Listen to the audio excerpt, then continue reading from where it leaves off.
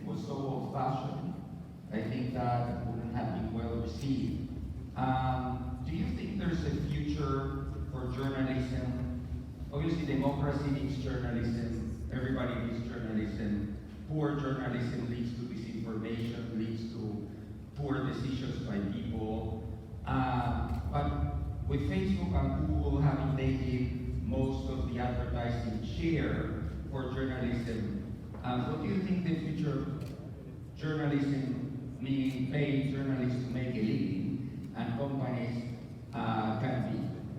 Well, you see, had you asked me that question 5 years ago, or even 3 years ago, my answer would have been slightly more hesitant, because it really was very unclear whether journalism has a future as a decent business model in the digital world. I think over the last 2 years, the situation has improved big times. And most importantly, the role and the kind of accidents that happened on big digital platforms, the possibilities to manipulate content distribution on Facebook by governments, by interested parties, ranging from Russian forces to Cambridge Analytica, the whole debate about fake news. I think that has helped big times to show to the customer that a truthful source, a well-researched information, and a brand to identify and to, in a way, trust the truthfulness of an information is a big value, and this value should have a price, because otherwise you're going to mix up rumors and facts, news and manipulation. So in a way, the whole sensitivity in the market has sharpened and is now, I think, a good precondition for digital publishers, digital native publishers, to make a difference. In parallel to that development, the whole trend that on the web everything has to be for free, it's only democracy, everything is available for free, turned out to be a big fake, abused by those players who replace money by data and take money for data, and take data for money, and people start to realize that the data may be more valuable than a little bit of money. So that also has changed. So the willingness to pay for something and to pay for subscription is also much bigger. Look to the New York Times, what they have achieved, but also look to some digital native brands who are starting to establish club models or subscription models, and also our own experiences that we have more than 500,000 of digital subscribers with Build, we have with Business Insider, big traction with regard to subscription. So I think the whole industry is changing, and the likelihood that journalism is going to be a business model financed by advertising, programmatic advertising, native advertising on the one hand, and on the other hand by the paying reader, the likelihood is much bigger today. Then also the legal framework in Brussels has changed. America is going to adopt that model most likely, which means that there's also more incentive for young startups, for entrepreneurs who are thinking, should I launch an e-commerce business or should I launch a content business? A couple of years ago, why would I launch a content business? There's just no incentive. Today, the business model is so much more convincing. It's really funny. My 14-year-old son, who was fiercely against the copyright reform in Brussels and said, this is going to destroy the internet, suddenly showed up a couple of weeks ago and said, well, Daddy, actually I have an idea to launch a startup. I want to produce video footage, because whenever this footage is used, there is some money coming back to the company and say, now you got it. That's exactly the point. That's the reason why we needed this legal framework. There is an incentive and a lot of competition and new ideas for the rights, I think. Now we've seen, obviously the platforms of the large companies, the 5 companies that are now worth close to $1 trillion, Microsoft, Apple, Alphabet, Google, those type of companies, I think, at Axel Krieger somehow led a battle for the rights of European companies and Europeans to protect themselves from what we consider sort of like, we make the news, they make the money, right? And we were trying to say, we make the news, at least we should get paid. But in that battle, people like my friend Jimmy Wales and other people became big leaders against us. Like you mentioned, even your own son was against you. Where do you think the fair answer lies into what should, let's say, Google and Facebook be allowed to do with news without paying us, and what should they pay us and every other media company? Well, that's a great question and discussion. I mean, it really used to be that the content producers were smart and the pipes were dumb. Then, over the last decade, this has changed, and it seemed to be that the content producers are stupid and the pipes are smart. And that meant they got almost 100% of the monetization, and the dumb content producers were simply producing great content with no reward. That had to change, otherwise it would have destroyed a healthy ecosystem and a kind of diverse competition of sources. And I think that's exactly what is going to happen at the moment. And fair would be, first of all, if the platforms are neutral.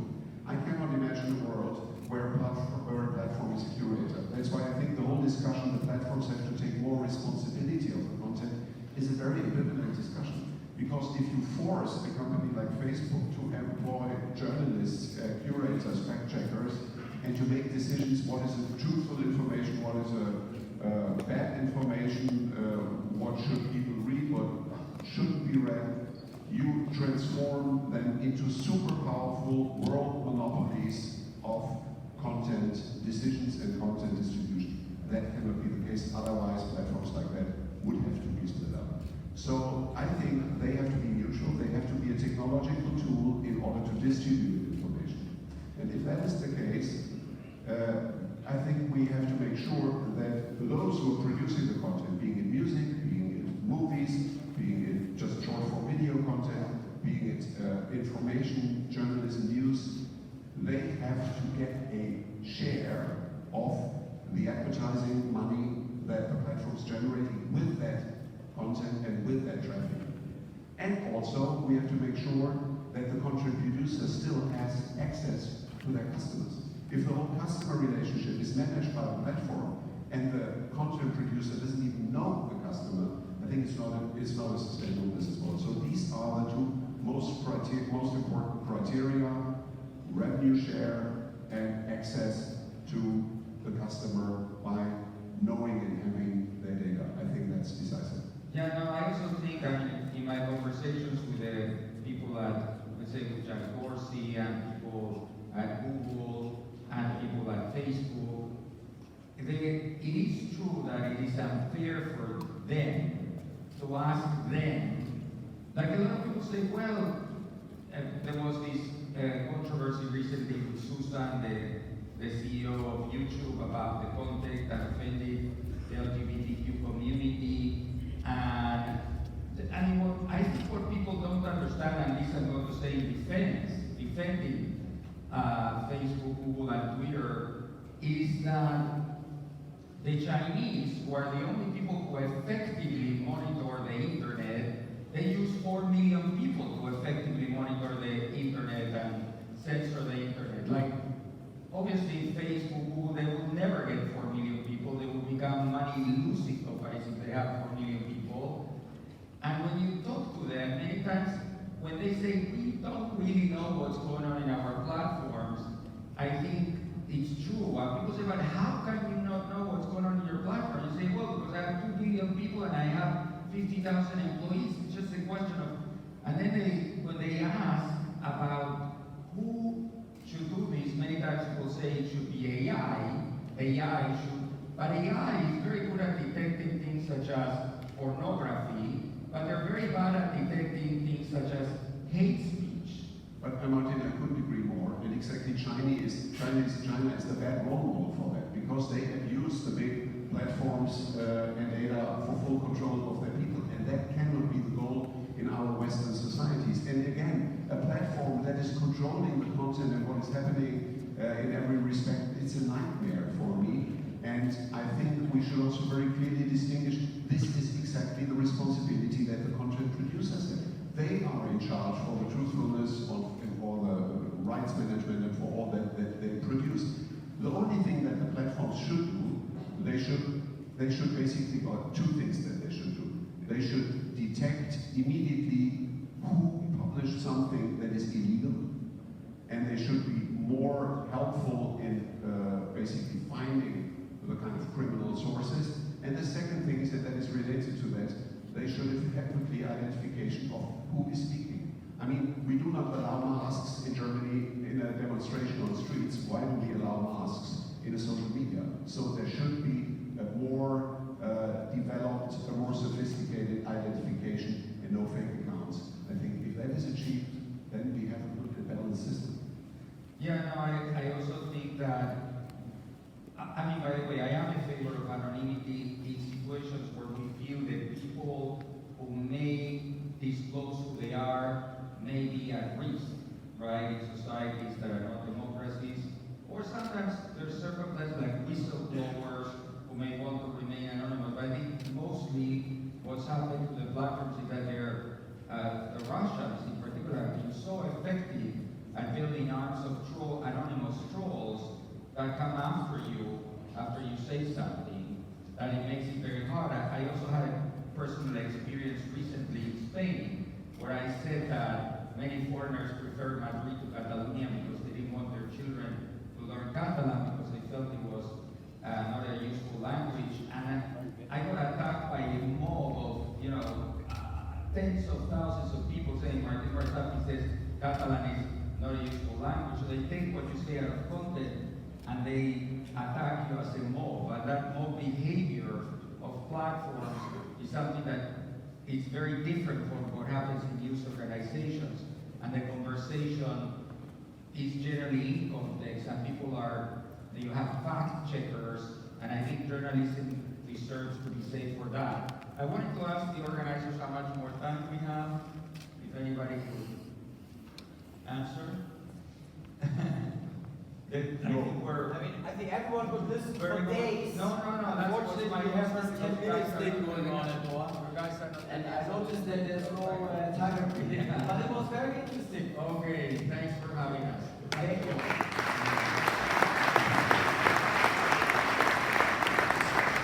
Now we are all watching the global platforms and trying to establish what's going to happen to the world. Other companies help you watch other things.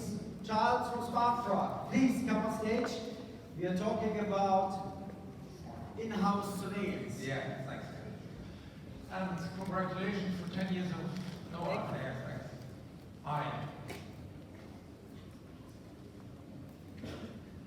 Where's my presentation? Presentation. Maybe another click. Ah. Hi. Okay. Monitors are not working. Okay. My name is Charles Frankel. I'm the CEO of SmartFrog. Today I want to talk about how to build a hyper-growth IT business in the consumer market. And let me take you through our story today. The mission of SmartFrog is really to provide people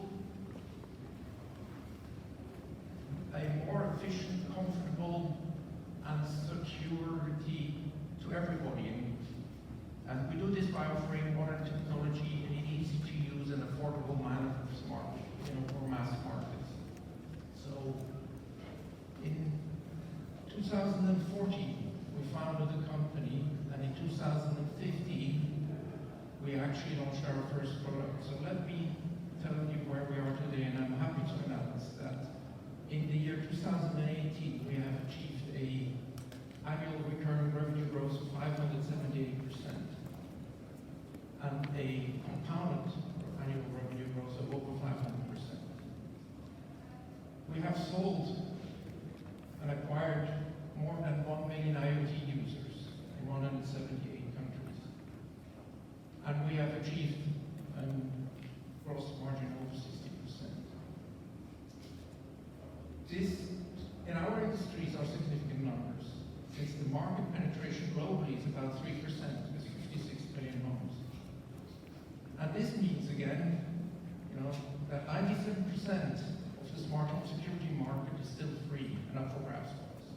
This is why we're in this market, and this constitutes the $500 billion opportunity.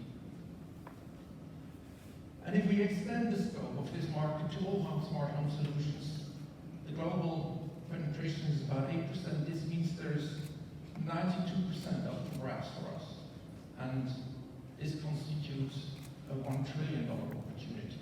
So why now understand why we're so excited to be in this market? So what are our drivers of growth? First, this market has finally transitioned into growth phase. Secondly, if you want to really effectively address this market, you need to offer a consumer-centric SaaS model. And thirdly, to deliver a consumer-centric SaaS model, you need a full-stack approach to your business, an end-to-end control value chain. So let me talk a little bit about these drivers. As I already mentioned, we're at an inflection point. This market is actually transitioning into the growth phase. And we believe, that within 10 years, almost every home will have a smart home security solution installed. And in 20 years, everything at home will be smart. Yeah. As an example, the Canary Smart Home Integrated System here, the Canary Pro, is not only about the camera or about siren integrated for surveillance solutions, but it also has other sensors like temperature, humidity, and air quality control, indicating this trend, to increase the functionality and the scope of what you're delivering at home. So, how do we address this huge market potential? And let me come back to this consumer-centric SaaS model. If you really want to be successful in this market, we think you need to deliver a consumer-centric SaaS model. This means that you need to focus your value proposition on services and not on hardware and UI. Because consumers are looking for useful, easy, affordable, and safe solutions. This approach has enabled us to bridge the chasm and enter to the mainstream market. So, what do we need to do to actually deliver a consumer-centric SaaS model? Which leads me to the third growth driver. We call this the full-stack approach. You need to implement the full-stack approach. So, the SmartFork Group has implemented the full-stack approach, building an end-to-end controlled value chain. This is not only about providing a cloud and multi-platform software, dedicated hardware with embedded software and machine learning, but it's also about marketing, integrated marketing and e-commerce. It's around supply chain, it's around CRM, it's around compliance. And these end-to-end controlled value chain allows us to deliver user-centric, dedicated solutions across different verticals. But as a business, these solutions need to have working, unit economics. And this end-to-end controlled full-stack, value chain, full-stack approach gives us the management capability to manage unit economics with appropriate CLTVs, high gross margins, and low CACs. The first vertical we have addressed is around security and surveillance. The question is why? Well, security matters to everyone and everybody, and customers are willing to pay for it. Contrary to what our competitors are doing, who are mostly focused on hardware, the SmartFork Group is completely focused on the SaaS model and direct sales, offering freemium and paid subscription service with optional devices included, selling mainly through our own online shops, through EN Retail, and partnering with large utilities and insurance companies to leverage their customer bases. So once we build reach, we then can capitalize on the competitive advantage of having a brand recognition, a secure brand recognition, because we're in the home already. And by leveraging that, we can sell additional solutions like home sensors, healthcare, or elderly care to our existing customers, but also to new customers. And thereby increasing our reach And in that path, we will collect massive amounts of data, which will drive new businesses, data-driven businesses, and advertising opportunities. So, in 2018, we decided to add a fourth element to our growth strategy. And that is to grow by M&A. The strategy was to apply SmartFrog's business model and full stack approach and our expertise to M&A opportunities from our peers. And after evaluating a pipeline of opportunities in October 2018, we acquired Canary, the number 3 surveillance provider in the US and a pioneer in the IoT business in the US. Canary is very complementary to SmartFrog in the sense that they are very strong in the US, we are very strong in Europe, we have complementary products, and we have taken our approach to this business, and over the last months have been able to improve the unit economics considerably by increasing sales by 70%, by increasing the gross margin by 100%, and by improving our CLTVs and CE points by 15%. SmartFrog will continue its rapid growth organically and by continuing to look at M&A opportunities in our qualified pipeline of prospects which we have built over the last year. Thank you.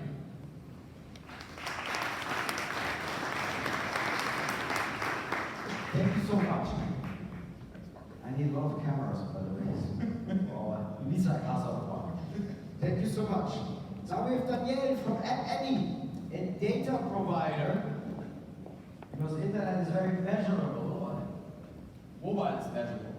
Please, kind.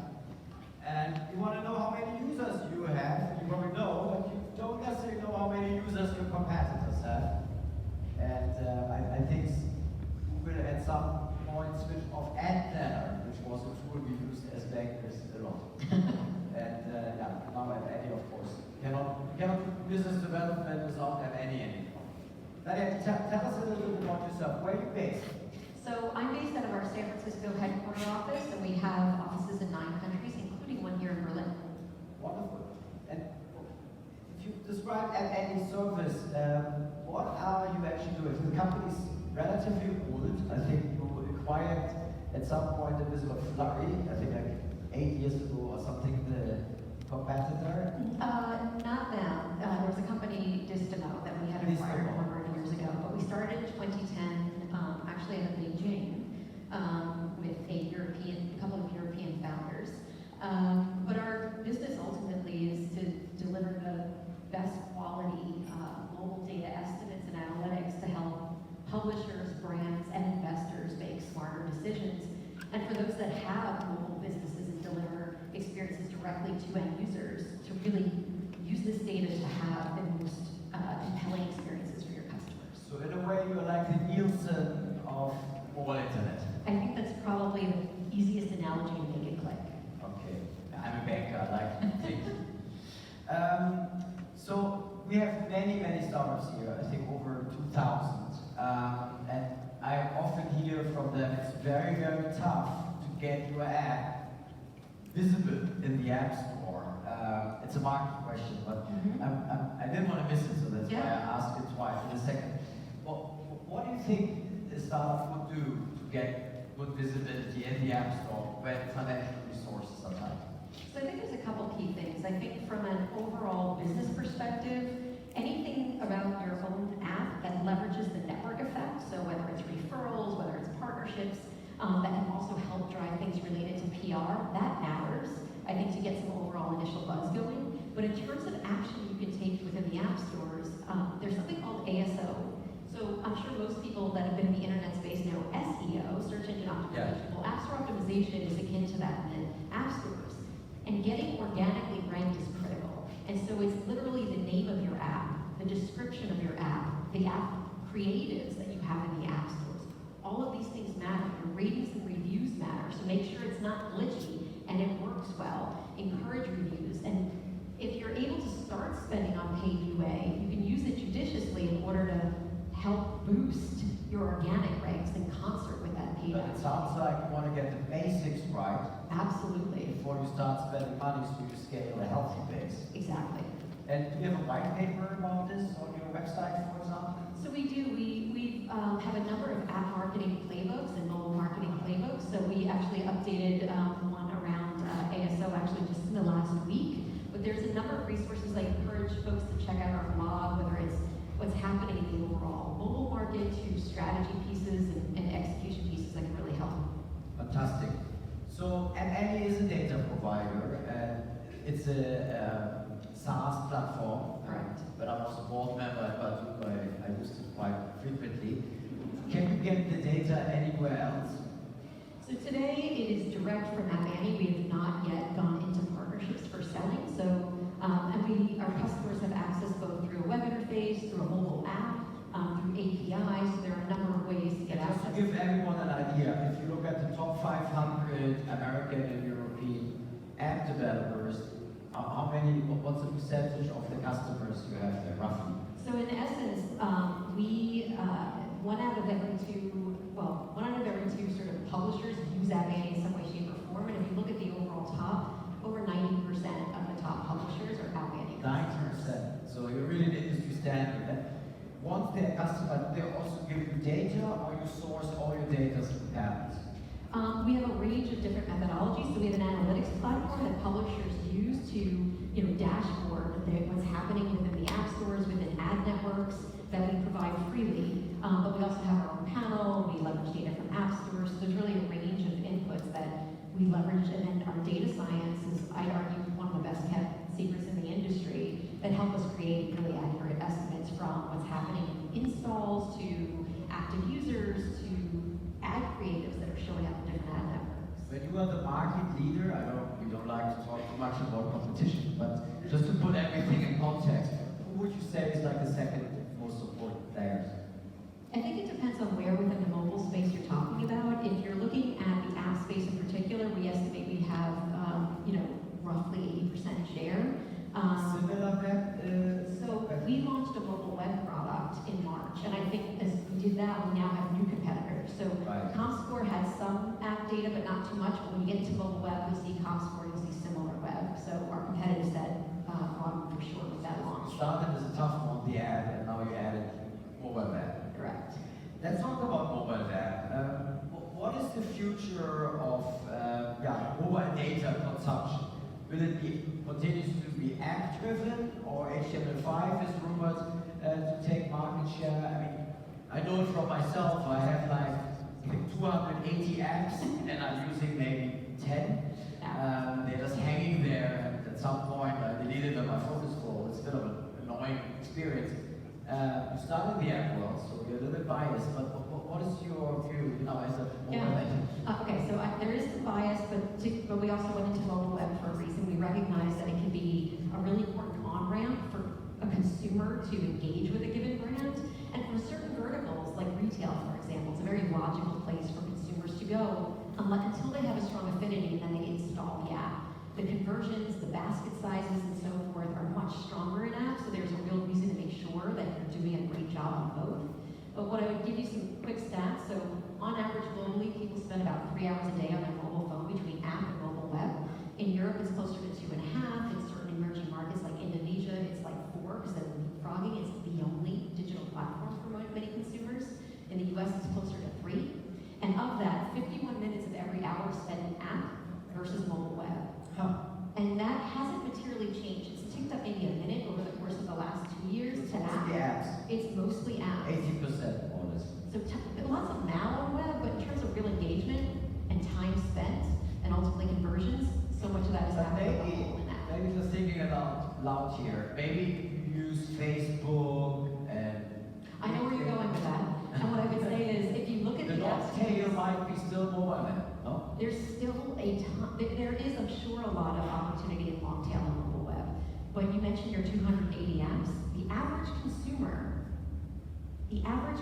has between 80 and 100 apps on their phone, and they use between 35 and 40 every month, Oh, wow. and about 10 per day. So think about it. From the morning you wake up, in the morning you're using it potentially for everything from checking the weather, your transit, ordering food, right? You have productivity apps on there. There is social on there. There's news, there's entertainment. You're checking your banking, you're transferring money, you're checking your travel arrangements.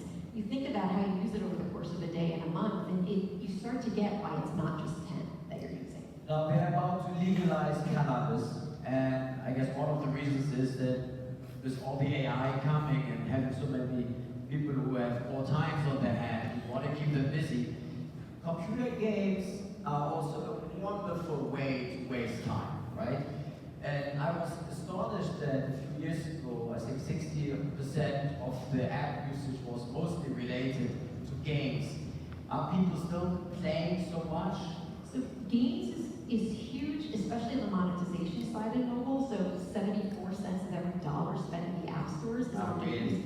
But if you look at that time spent back to that 3 hours, it's only 10% of our time is spent in games overall. Obviously, you're going to have some people that are hardcore gaming and spending more, but on average across, the couple billion plus mobile users in the world, it's 10% of our time. That means, and then you're looking at, anywhere between 30 and 50 on social and communications apps, which then means there's about 40% for shopping, for fintech, for travel, for shopping, for I guess sort of any other dating apps are huge. I mean, you name it. I guess. Yeah, Bumble, on the board of Bumble. Okay. But dating's been huge. That's interesting. So the games, the most trivial part of the app world, I guess, which is kind of not real, are monetizing the best, while productivity apps, etc. I mean, we have quite a few coming already. They're starting to monetize well. Let's talk about VC monetization. What is the plan for App Annie? There have been all these like amazing IPOs, Uber, etc. They're all went public.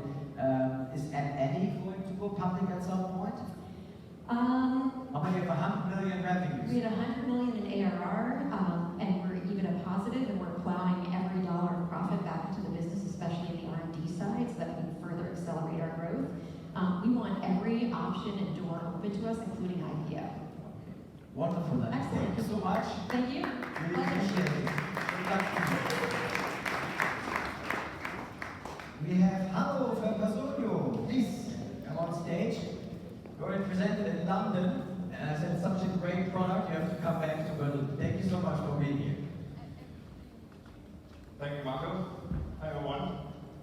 So looking at today's agenda, I'm sure most of you are here on this stage to see the 5 different scooter companies present in around an hour. And I have to say, seeing that I'm the only HR software company that will be presenting here today, and that none of our functionalities actually contributes to last mile delivery or mobility, I feel that we really missed out on a huge opportunity in a fast-growing market. However, I want to spend the next sort of 8 minutes to tell you why I still think that what we do at Personio creates huge value and is a worth category pursuing and growing. The reason is that all companies that will be presenting here and on the other stages today, and that's including ourselves, including scooter companies, flying cars, or mobile banking, all of those, their success is based on the people. It's the people that build their products, it's the people that define the strategies, and it's their people that bring it to market. However, over 70% of all small and mid-sized companies today do not use a digital tool to manage those people that are contributing all to their success. Instead, they have tons of Excel sheets, even analog files, and working with all this data to organize the people data, to have all that in different places, and all the different stakeholders needing to access those data have really a hard time working with that. That's why we at Personio have built a cloud-based platform that helps our customers digitize the whole employee lifecycle and digitize all these areas from recruiting, managing, and developing their people. We also have a huge reporting engine based on all the data that's in there, and essentially we call it the HR operating system because it helps our customers digitize the entire employee lifecycle. Luckily, all this is not just relevant for scooter companies, flying taxis, or mobile banking, but companies in Europe today, of which, as mentioned, the 70%, so 1.2 million, do not have an HR solution in place yet. That's a large number of people that still work on very outdated solutions. But why, after all that time, is now the right timing to go into that market? Well, let's look at the different categories that's somewhat similar to HR software, which is CRM. I'm sure you're all familiar with most of these names. Siebel Software, disrupting the market in the beginning, building the first CRM solution in the 1990s. Then very famously, sort of a leading star for most SaaS companies, Salesforce, in the beginning of 2000s, bringing CRM software to the cloud, and then Pipedrive and other players utilizing all the abilities and the modern technologies to bring these opportunities and benefits into small and medium-sized businesses, and therefore having them have the same benefit but at a smaller price, much more efficient to onboard and easier to use because you don't need any admins to actually implement it. So as said, that's a similar category to ours, but of course sales always historically been in software, but in most other areas where the money flows first, so that's why these companies have been trailblazing and have been digitizing their industries first. However, already in the 1970s, SAP started initially with finance, but then soon after also added HR, given that it's such a core function, and also then it was understood that that's very important and key to the success of all businesses. Then Workday moving into the cloud a few years later, and then we started in 2015 doing a similar shift as we've seen in the CRM software and tapping into that still very underserved market of SMEs that's now starting to digitize after they've digitized the other functions of their business. So since 2015, since we started the business, we've raised a bit of venture capital, first bootstrap, then raised around 50 million over the last couple of years to fuel our growth. That has led also to an explosive growth in regards to our headcount, going from 3 people at the beginning of 2016 to over 230 today, and adding significant numbers month over month, always present in our Munich and Madrid office. But most importantly, while those are more vanity metrics, it's the success of the business, it's the customer growth that matters, and there we're closing into 1,500 customers, and at around 150 employees managed in each account. That sums up to over 200,000 people that are today managed within Personio. And just a fun fact for today's conference, over 30% of all the NOAA speakers are also Personio customers. Our ambition is to build a category-leading HR software for small and medium enterprises in Europe. And for that, we're only in the very beginning. And if you've heard about Personio before, Marco mentioned that I spoke at London before, we might have met somewhere, you read about us, then everything that I told you so far hasn't been any news. But I want to share 3 things with you that I'm personally really, really excited about, and some developments that we're currently having that I'm sure will further not even fuel our growth, but accelerate it over the coming months and years. The first one is Personio Payroll. As you might have read, we've recently acquired a company from Spain, which we've been partnering for quite a while to offer and build a fully automated payroll solution that helps instantly generate payslips and update all the changes immediately. The benefits come also with the fact that there's no errors. We eliminate the errors out of the process because by automatically checking all the data entries, we can flag those errors pre-calculation and thereby have them changed early in the month. And we already today have an engine that serves multiple countries, including Germany, UK, and Spain, where customers today are using Personio Payroll. Talking about expansion in different countries, that's another big opportunity for us, where we started in the DACH market, where we have a strong footprint today. Then a lot of our customers already today are using Personio in 42 different countries around the world, many subsidiaries or other small entities around the world. But in 2019, we're actively expanding, entering new markets, which are Spain, UK, Benelux, and Nordics, with which we're currently getting active in order to pursue our vision of becoming the European category leader. Lastly, I want to quickly touch on what we call the Personio Marketplace. At our customers, we act as the system of record for all the HR and people data. This does not only mean that we can report on them and build a lot of synergetic functionalities ourselves, but we can also integrate with a lot of players around it and vertical solutions that have adjacent products to Personio. We already today have over 30 integrations in place that increase the value for our customers and let them, in addition to us as a core HR operating system, choose further products to work with based on data that's within Personio. But we also do have an open API, which should allow other companies to build even smaller products on top of Personio and thereby leverage our marketplace, leverage our customer base, and help us grow, but grow themselves as well. So, coming back to what I said initially, that all of this, not only what we've done so far, but also recent development, should help the people of those organizations, should help those organizations grow and manage their most important assets, which help them succeed as a business. And hence, I'm very confident that from the 200,000 employees that are being managed within our system today, we can over the coming months and years grow to millions of users of our product. And I'm very excited for the journey and very much looking forward to that. If you want to know more about us, we do have a booth here for the first time at NOAA as well, so excited to share some more news there with you as well, but also happy to talk in person. Thank you very much and have a good conference.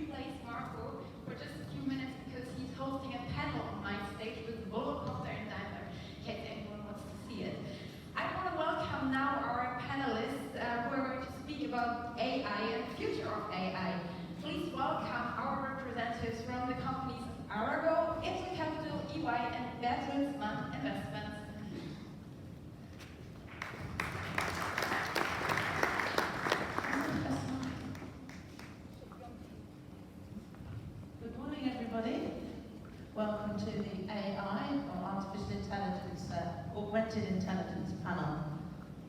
I'm obviously from England, and I apologise in advance for my German. Guten Tag is probably, or Guten Morgen is where I stop. I want to talk a little bit about the AI landscape, and then we're going to go into a panel discussion with my guests here. So let's get straight in. I think it's interesting when you do an analysis of the AI landscape today, and this was some work that we did just 2 weeks ago in preparation for this discussion this morning. I think it's really interesting. 14,000 startups can currently be associated to artificial intelligence, augmented intelligence. But what does that really mean? Because the breadth of AI is so wide, of course, be it voice recognition, which is something I find particularly interesting, image recognition, machine learning, automation, document reading autonomously. But the whole sort of gambit really, I think it's really interesting that machine learning is really the dominant technology. And what does that really mean? I think we'll dive into that in the panel. Something really encouraging, and of course on the panel here we have some experts who are investing in AI at the moment. If you look at how the funding Series A, B, C, D is actually been reflected over the last 5 years, we can see, and I find this really encouraging, being dominant by Series A funding. So that really shows the maturity of the AI landscape as we're entering into 2018 and now 2019. And I think that's really encouraging that investors are actually sticking with their Series A funding rather than, as we've seen in the past, catapulting through the investment cycle, which ultimately I don't think actually does anything to the actual startup or investee company itself. Some other facts. I think this is interesting. 1 in 12 startups across all industries are using AI as part of their product portfolio, up from about 1 in 50 6 years ago. Interesting as well, and this is something we're going to dive into on the panel, that startups are being labelled as AI attract 50% more funding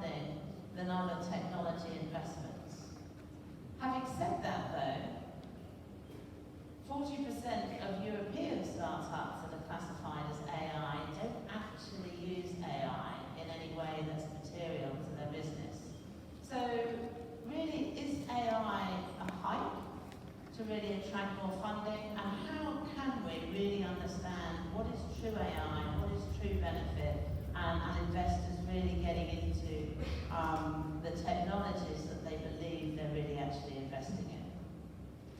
So given that, let's just do a quick introduction to ourselves. I'm Pamela Spence. I lead our global health sciences and wellness practice at EY. But with me today is Chiara. Chiara is the investment director at Intel Capital.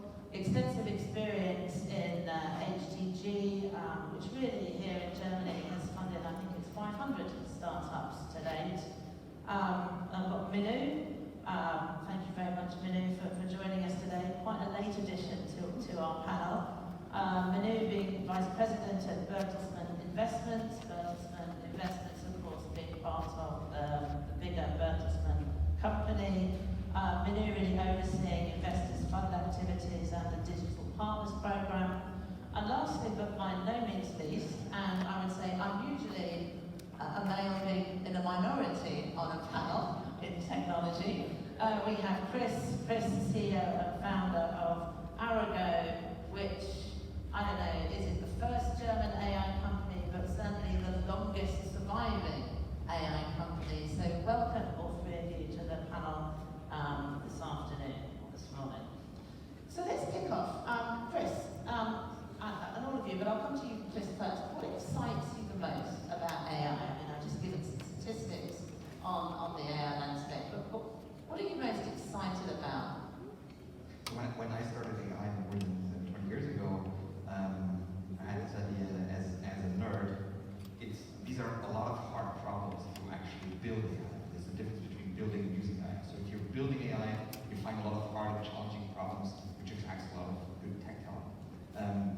And aside from that, I said, like, if you can get that stuff to work, to actually be a problem solver, then it is a huge lever towards what we're doing today.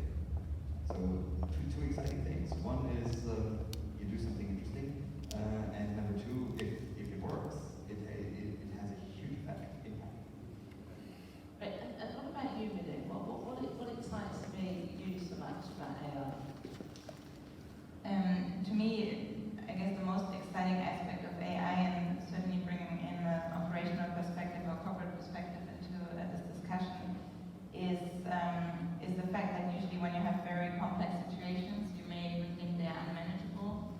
And I think with the help of AI, you can leverage yourself into a position where you start being able to manage complexity, even so that you would say the more complexity, the more execution you can actually get. And I think that's a quite interesting correlation that we haven't had before.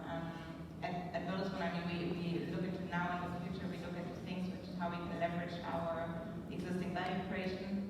So particularly interesting in the creative industries, where some people think it's the opposite. And in the future, I think for us it's most interesting to see and most exciting, given that we have quite a decentralized nature of our organization. It's the most exciting aspect will be how we can leverage our synergies between our divisions. You mentioned making things less complicated. Yes. Could you just give an example of that? An example of making things less complicated. I think what I wanted to say is basically you have, as a human being, I guess you have a limited capacity of processing information. So usually you rather refrain from situations where there's lots of information on this data that you would need to digest to come up with a decision in terms of the pattern recognition. And I think with the help of AI, you will be able to see you see solutions that you haven't been able to see before. And this may be in the reuse of content. In any ways of how we monetize our content, we will see definitely potential that we haven't been leveraged before. And what about you, Chiara? What excites you most, and where do you see AI going in the future? So until today, it was limited what humans can do, kind of what you were referring to, that any particular human can only process that amount of information. With the AI, we can go beyond these limits and tap into the collective brain power of humankind to process much more information in a very efficient way. And like with this, we can bring like human intelligence-like intelligence to everything that we are interacting with.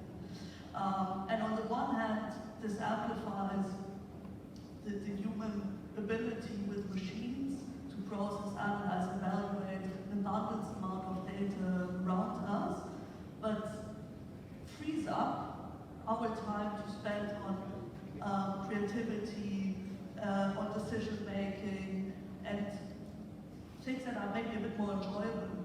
And for the world in general, its ability to democratize such very expensive services like the financial industry, the healthcare industry, and solve problems that weren't being able to solve before. And this is what's really exciting, but it's also a long way to go.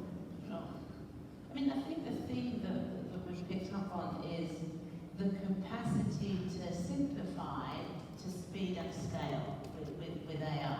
But Chris, from your perspective, and you've been around, as I mentioned, for quite a while as a specialist in this area, from an economic perspective, certainly with the work that Arago does, what do you see as the main benefits?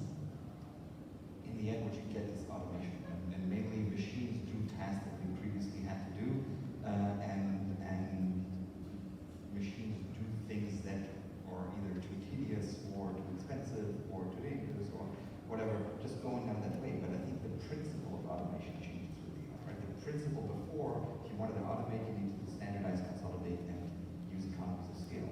With AI, you no longer need this, right? All you need to describe is what you want as an outcome, and the machine will find the solution for you. That's a whole different ballgame. And Chris, do you have a perspective on, at the moment we're using a lot of intelligence to automate, simplify things that we as humans would rather not do.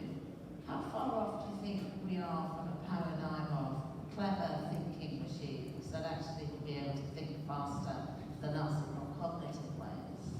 All the things are already, we've exceeded humans or outperformed humans, and I really don't understand why so many people are afraid of that. I mean, this is why we built machines in the first place. No one wants to have the job of a crane. A crane is much better at lifting stuff, and a lot of, for example, computer vision AIs are much better at seeing stuff than people. I think the differentiation is somewhere else. The differentiation is that because we have free will, we have the I, the self-consciousness, we actually can go against just optimization. We can say, I don't want to just optimize what we have here, I want it totally differently. And then I would not do that, or could not do that way, or only randomly, which would probably be not very good. And ladies, you're more on the investment side. What about the economic benefits that you see? I mean, clearly one invests for an economic return, but the whole capacity of AI is more, I would argue, a social, societal economic benefit. What are your perspectives? Agree, disagree from that perspective? I don't just think that's a society that gains from this. Today, companies differentiate themselves through efficiency and innovation, and both these things, or this makes like companies win. And historically, if you look at other technological transformations like the cloud, for example, it started with a huge efficiency gain, and then it enabled new business models and coming to market faster. I think the same is happening with AI. So it starts with workforce automation, like Christian said, and startups that can prove how companies with their technology can reduce costs and can become efficient, will be successful. And then it's a second generation of how new products can be offered and things that are solved that weren't able to be solved before. And on the productivity side, I think those are relevant. Like also historically, if you look at software, it also automated a lot of things, but it automated the workstation per workstation. And with AI, we can talk about whole departments that can be replaced by AI. And there are certain departments within companies that are earlier to adopt these things. This is why my opinion is like the IT industry that adapts to AI the fastest. And then you have industries like financial industry,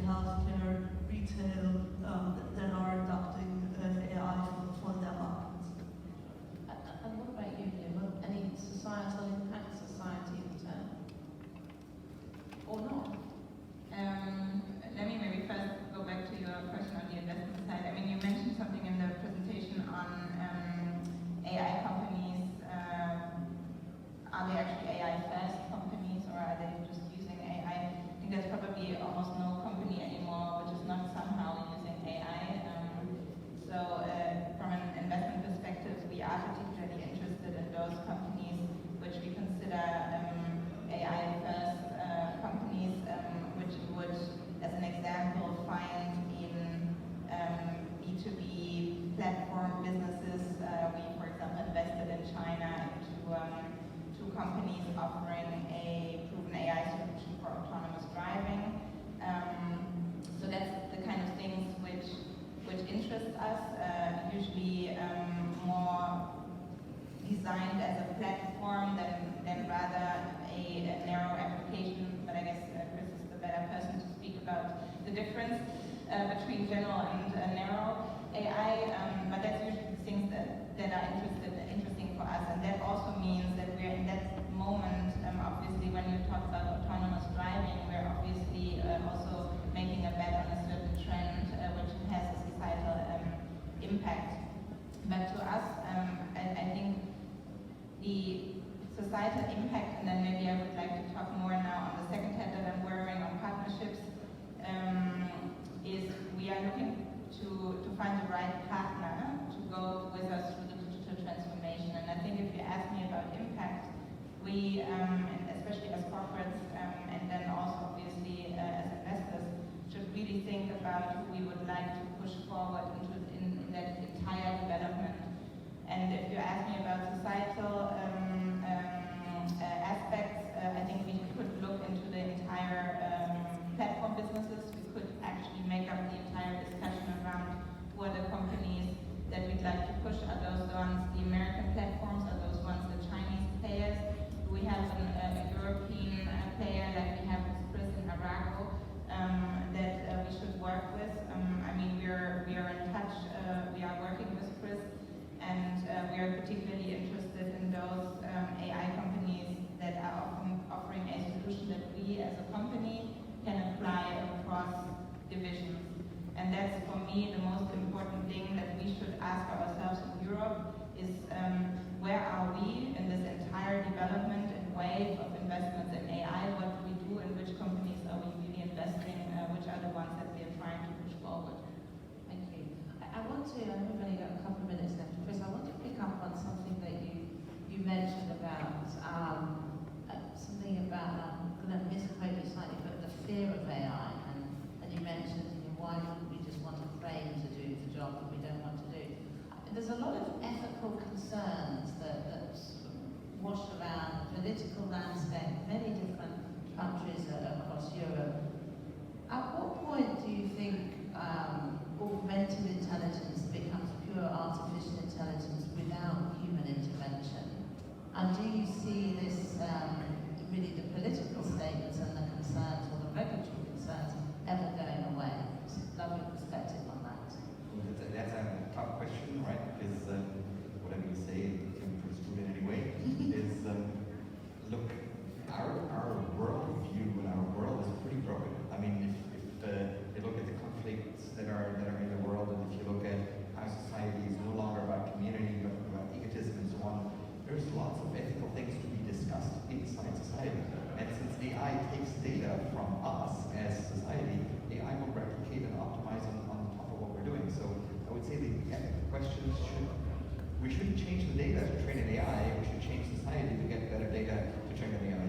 Because that is where in the end it comes from. And I think all these ethical discussions are worthwhile. The attempt to just push it off to a few developers is not correct. So we need to change society to change AI. And that's a great phrase, so thank you.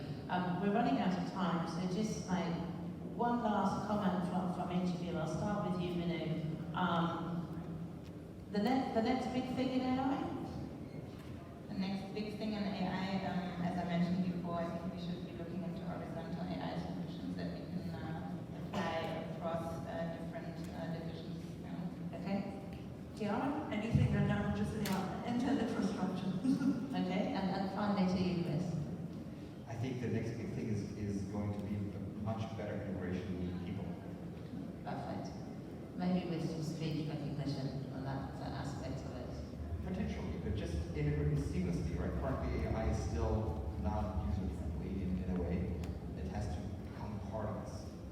Perfect. Well, thank you very much, Kiara, Manu, and Chris, and thank you very much, Denmark Conference, for welcoming us this morning. Thank you.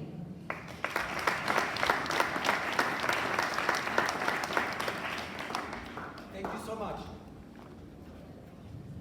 Thank you. Thank you. Thank you. Now the next gentleman I met in the sauna. Yes, I was in the sauna and listening to Deutschlandfunk, which is my favorite German radio station, and they reported from a particular person from Amsterdam who created global projects with pure creativity. And creativity is the one thing we claim at NOAA to be good at. So when I heard the story of Mark, I said, I have to call this guy and he has to talk to my NOAA friends about his day-to-day, well, it's a hobby, really. You know, it's outside your advertising job. So Mark is going to give you a very important presentation. And we don't do this a lot. Huh? We have like, out of 500 speakers, maybe 2 or 3, if you're one of them, who are not a founder or a CEO or a startup, but they're talking to you about the concept. And this time it's creativity. Mark, please come on stage. I'm honored to have you here. Thank you. I'm in the business of making this world a better place via radical creative interventions. And I think that we all can and should be in the business of healing the world. Well, you know why, it's in the news every day, world is on fire. But the good news is, people love healing companies, and we need quite a few of them. So my mini pitch to you is, make this world a better place, with a Nobel Prize, and as a consequence, you might sell some. And I checked for you with the Nobel organizations, all of you here can win one. It never happened, but a company or a brand can win a Nobel Prize. Yeah. So the thing is, however, that the route towards becoming a healing company is something different than running a normal company. It can be quite stressful. When I was an admin, I thought sales targets were stressful. But solving real-world problems, nothing can compare to the stress that generates. So I got this great tip from His Holiness the Dalai Lama, who told me that you actually can train yourself to absorb and release the horror. And I train a switch every day, a switch that makes me feel in control, so that I can handle the horrific situations you will end up in. And I do this by picking a sad news story from the news every day. I try to solve it for 10 minutes, and then I let it go. And it works. Really. It helps me calm down my stress on a day-to-day basis. So now I'd like to take you to one of my adventures that didn't take 10 minutes, but took well over 2 years. And it all started when I read an article in a national newspaper in which the director of Terre des Hommes, and Terre des Hommes is an anti-child exploitation organization, told the reporter that their shelters in the Philippines were flooded with children who were victims of something I'd never heard about. Really. These children had to perform sexual acts in front of a webcam, and men from other countries watched and paid. And the director of the organization called upon the readers to donate money so that they can build more shelters. But I thought, imagine the size of this new industry. For all those men with a sexual preference for children, there would be no barrier left. So I thought, we have to attack the demand side. So I called the director of Terre des Hommes and asked him, should we also do something about the demand side? And he said, yes, great idea. But I had no idea yet. So that night, I went online to check whether the phenomenon is really there. Yes, within 5 minutes, I was chatting with an 8-year-old boy, my son's age at that time.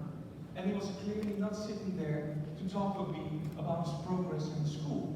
And after a more thorough search, we found thousands of kids who had to do this, really.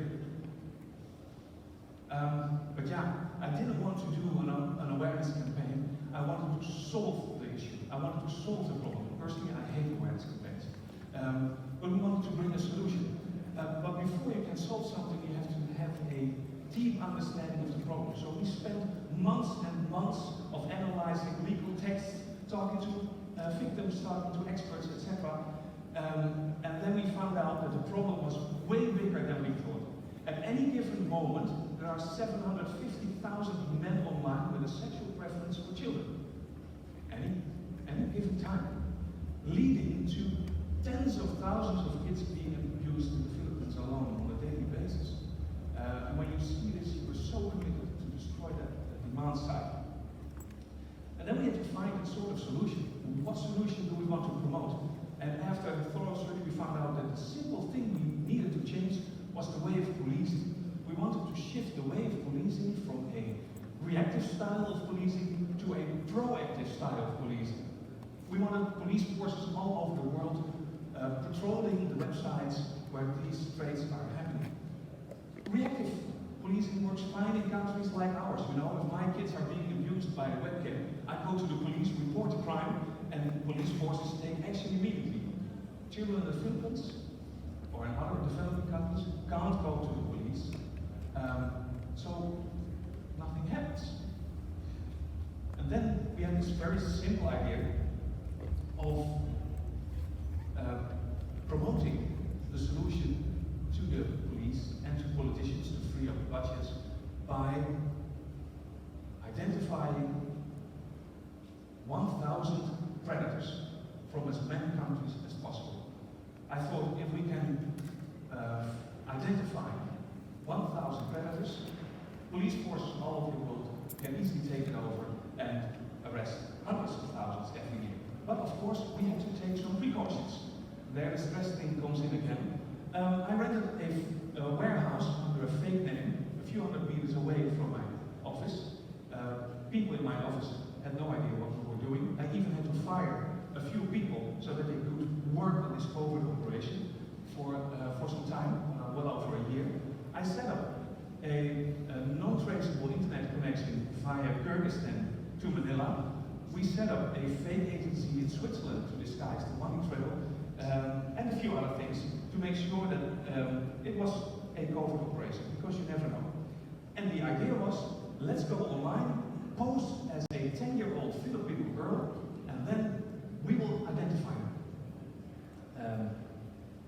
And that went pretty well, because the moment we logged in as a 10-year-old Filipino girl, men swarmed at us, really.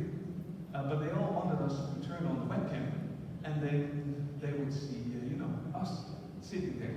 So we thought, we have to put a kid behind the webcam. And that's when we came to the idea of developing a little robot girl named Sweetie. And Sweetie was a robot girl that we could control her every movement. I will show you how it worked in a short movie clip later. But this is the same warehouse where you see my colleague on the left side controlling the robot, the second chatting with the predator, and the third one identifying the predator without hacking his computer. And within 10 weeks, we had 20,000 men from all over the world who were willing to pay for sex with our Sweetie. And then we thought, wow, we were now able to identify 1,000 predators from 71 countries. It was time to bring it to the press.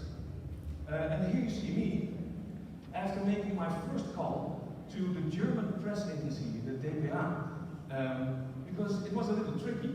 We were an NGO, an advertising company, or whatever, but we wanted to make sure that the press would report this. So I called the press and said, we are about to present to you the biggest sexual abuse case in recent history. And it was tricky because it wasn't a legal case yet. But they all came, as you can see on our smiles here, from the Chinese state television to China, but we also made sure that we had headlines in every single country. And this is how it all came together. I just wanted to add, so that forces took over, it's now on the agenda of almost every country in the world. It's the biggest crime in the Philippines, and before I leave, I have only 10 seconds left before I have to start the movie clip. Please use your sacred gift to make this world a better place. I assure you, it will be a big win for you as a person, for your brands, for your company, and of course, for the world. Thank you so much. Here's the short movie clip, how it all came together.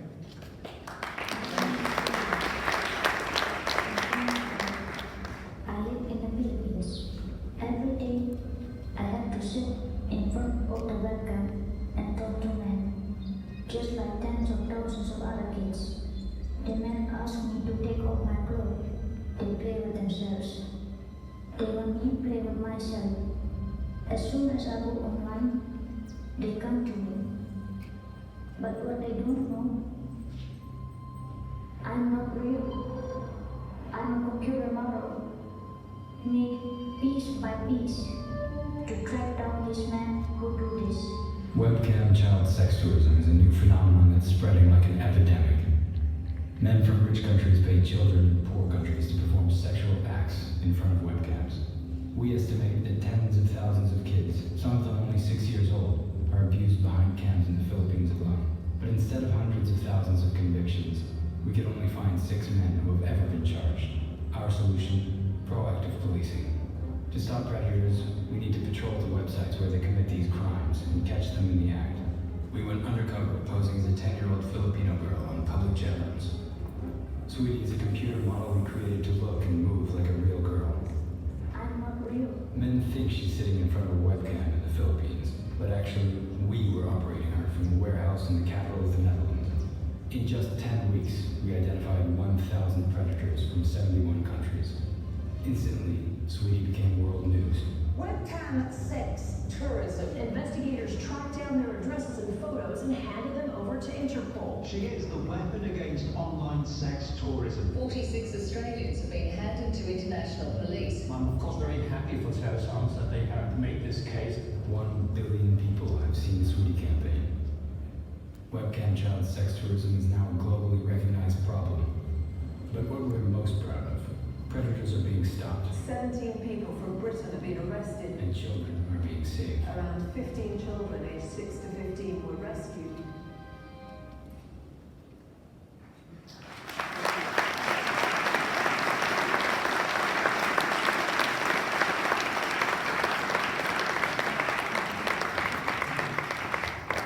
There's a world beyond EBITDA and venture capital rounds, and many of us have children. I have 2 daughters, and I'm thankful that the world has people like Mark who have nothing really to do with problems of people in the Philippines, especially small children, but they take responsibility and they help our political leaders to do a better job. So thank you for that. Really, really honored to have you. And there are more projects. There's Making Friends Across Religion.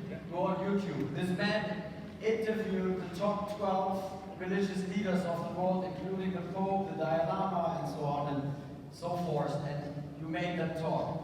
So go on YouTube and check the second campaign, Making Friends Across Religion.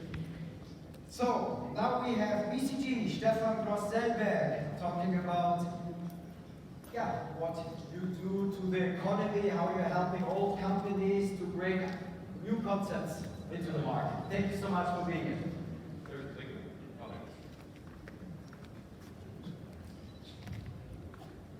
So thanks, Marco. It's great to be back. It's actually amazing how Google has evolved under your leadership. So it's great to be back, and thanks for having me.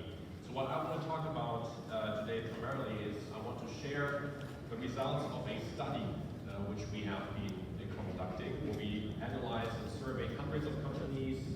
We surveyed about 90 startup companies, conducted interviews with about 30 investment industry executives to better understand the state of the cooperations, partnerships happening between startups on one hand and large traditional companies on the other hand. We have a full study, you can get it at our booth, so please come and visit our booth. I'll share a couple of the highlights today. What you'll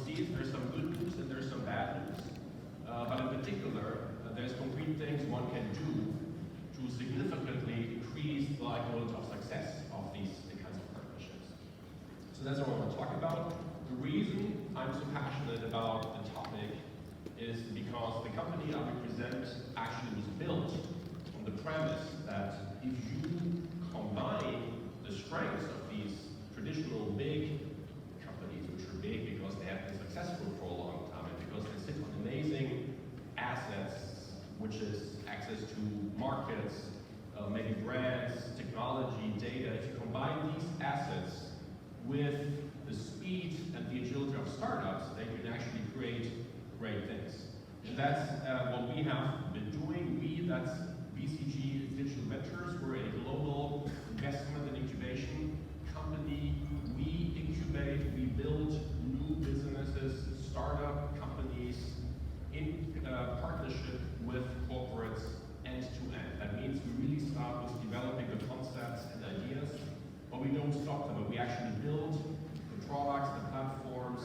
We stand up a company, we hire the team, we invest in those businesses alongside with our partners, and ultimately hand them over to our corporate partners. We've been doing this for the past 5 years. We've built around 90 businesses globally in the past 5 years. We have built a team of about 1,000 professionals globally, all of them with first-hand startup and business building experience, a third of them software engineers, another third product managers, designers, a third other functions. In terms of portfolio, we can talk about the entire portfolio here. A couple of examples of companies which we have built and launched in this geography. So Up42 is a business which we incubated together with Airbus. It's a developer platform which enables developers to leverage geospatial data to build new products and services. Coop will be familiar to many who are from Berlin, at least with the sharing business quite present here in Berlin and in other cities. Car is a used car marketplace which we incubated together with Volkswagen, and then Lab20 is an interesting medtech business which we built together with Sartorius. It's a tool which has the potential to revolutionize the way research and development is done in the pharmaceutical industry, leveraging voice processing technology. So just a couple of examples from our portfolio. Please do check them out. Now, really what our mission is at BCG Digital Ventures is really to fight this guy. Anyone who has ever tried to do non-incremental innovation in a large organization knows it is hard. For all the well-known reasons. Fear of cannibalization, turf wars, bureaucracy. For me, it's important to understand and to make clear it's not because these big organizations are stupid. It's because executing a business and running a large organization requires specific skills, processes, and capabilities which are just fundamentally different from the kinds of skills, processes, and people you need to create something from scratch. It's two very different things, and it's very difficult to do one in the context of the other. That's the fundamental dilemma, that's the challenge, and that is a real problem. It's important for all of us that big companies are able to innovate.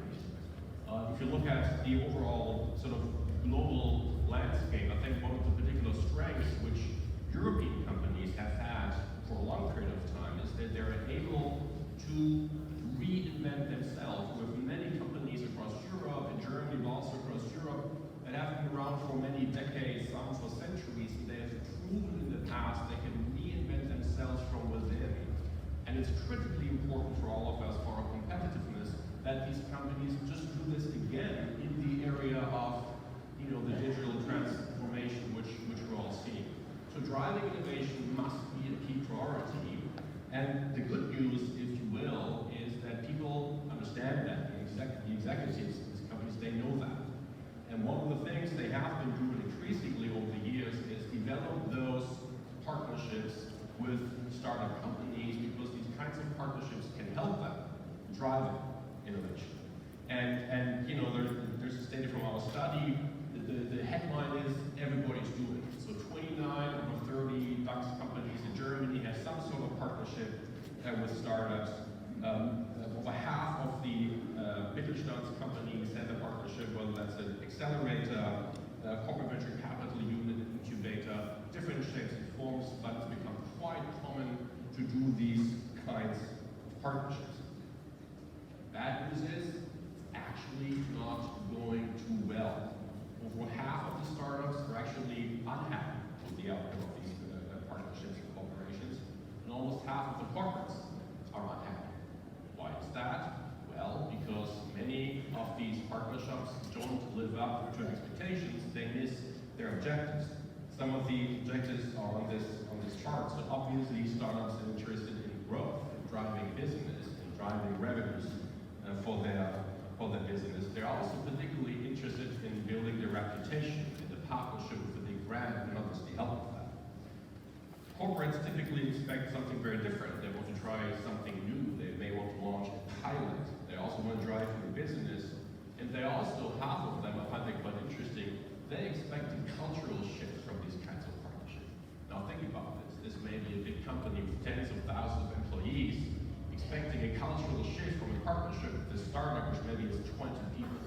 Now you wonder, is that realistic? And you wonder, is it really surprising that some of these expectations are not fulfilled? So there's issues, and again, I think it's important to find ways to fix these, because innovation is important, and I am deeply convinced that startups can play a key role in driving innovation in large organizations.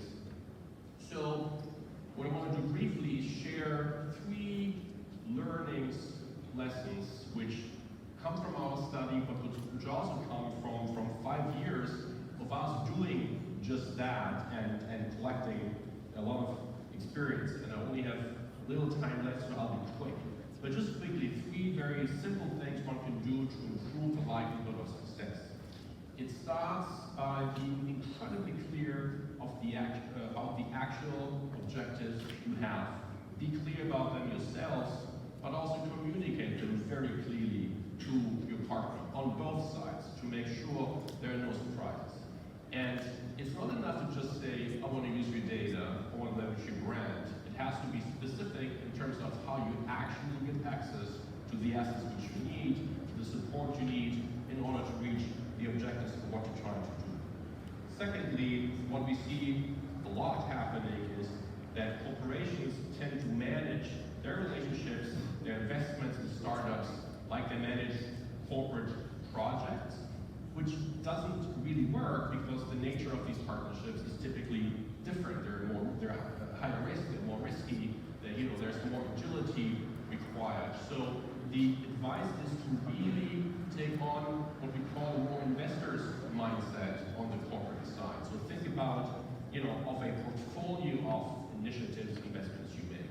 Manage those, milestones. Just fund them if they're successful. Be willing to pull the plug if they don't work. Something not very common inside corporations, as some of you may know.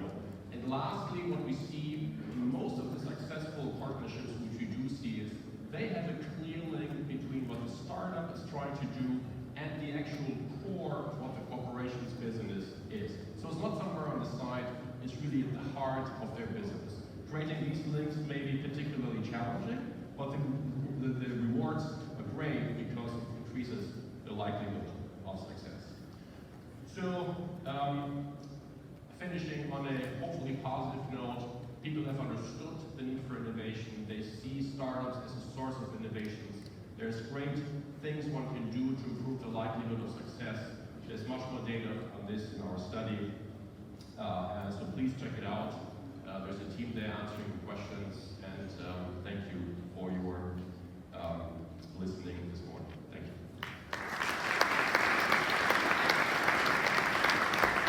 Thank you. Now, new markets bring new opportunities, also in the service provider field around it. Signal Iduna is very excited about the scooter market. Johannes is going to give us the keynote. Please come on stage. And scooters is a sub-segment of our vertical mobility. We have 10 verticals now, and we have been very lucky, as it's a mania of Noah, to invite representatives of all different fields.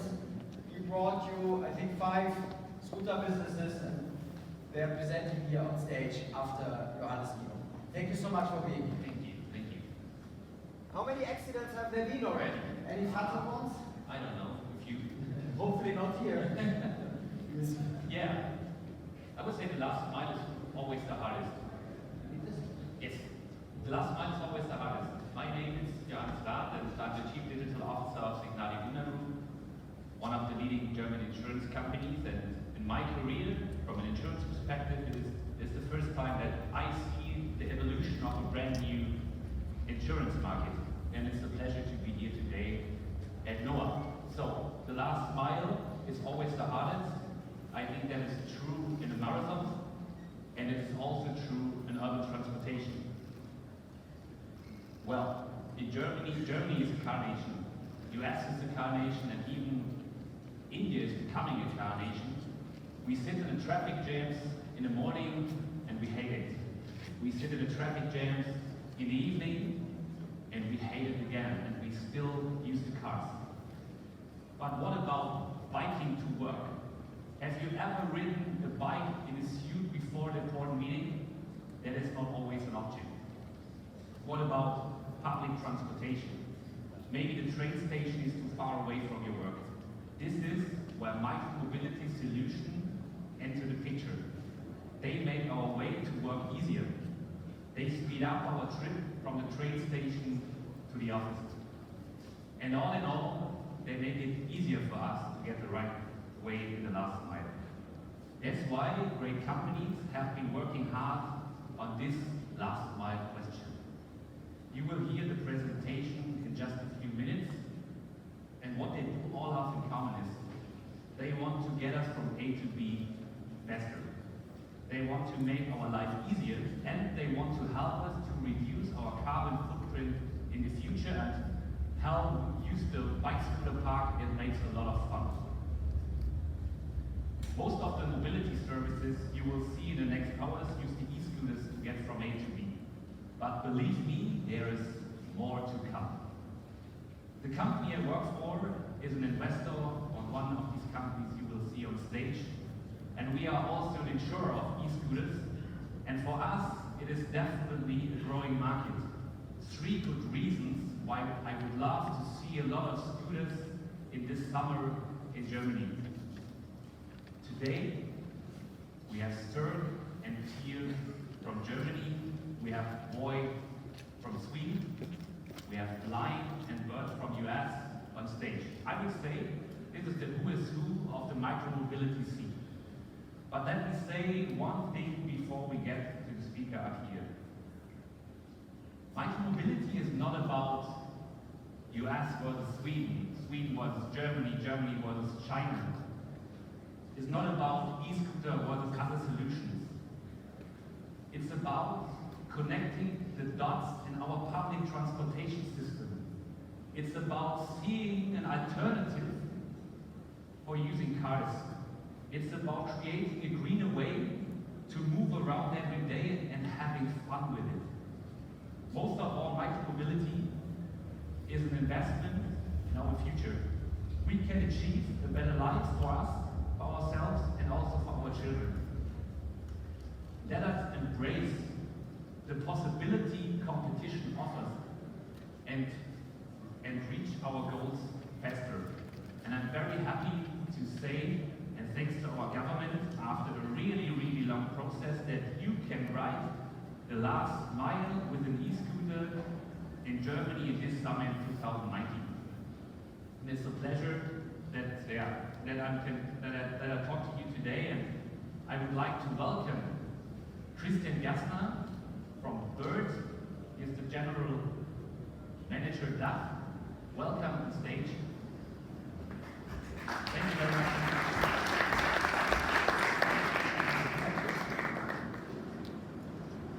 Good morning.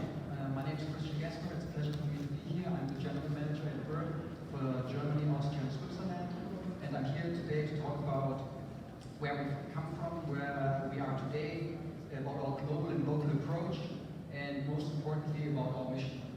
So it all started in the summer of 2017 with our founder, Travis Vanderson, having the idea for ride-sharing 2.0. And with his experience from the traditional ride-sharing, he had seen that this had increased the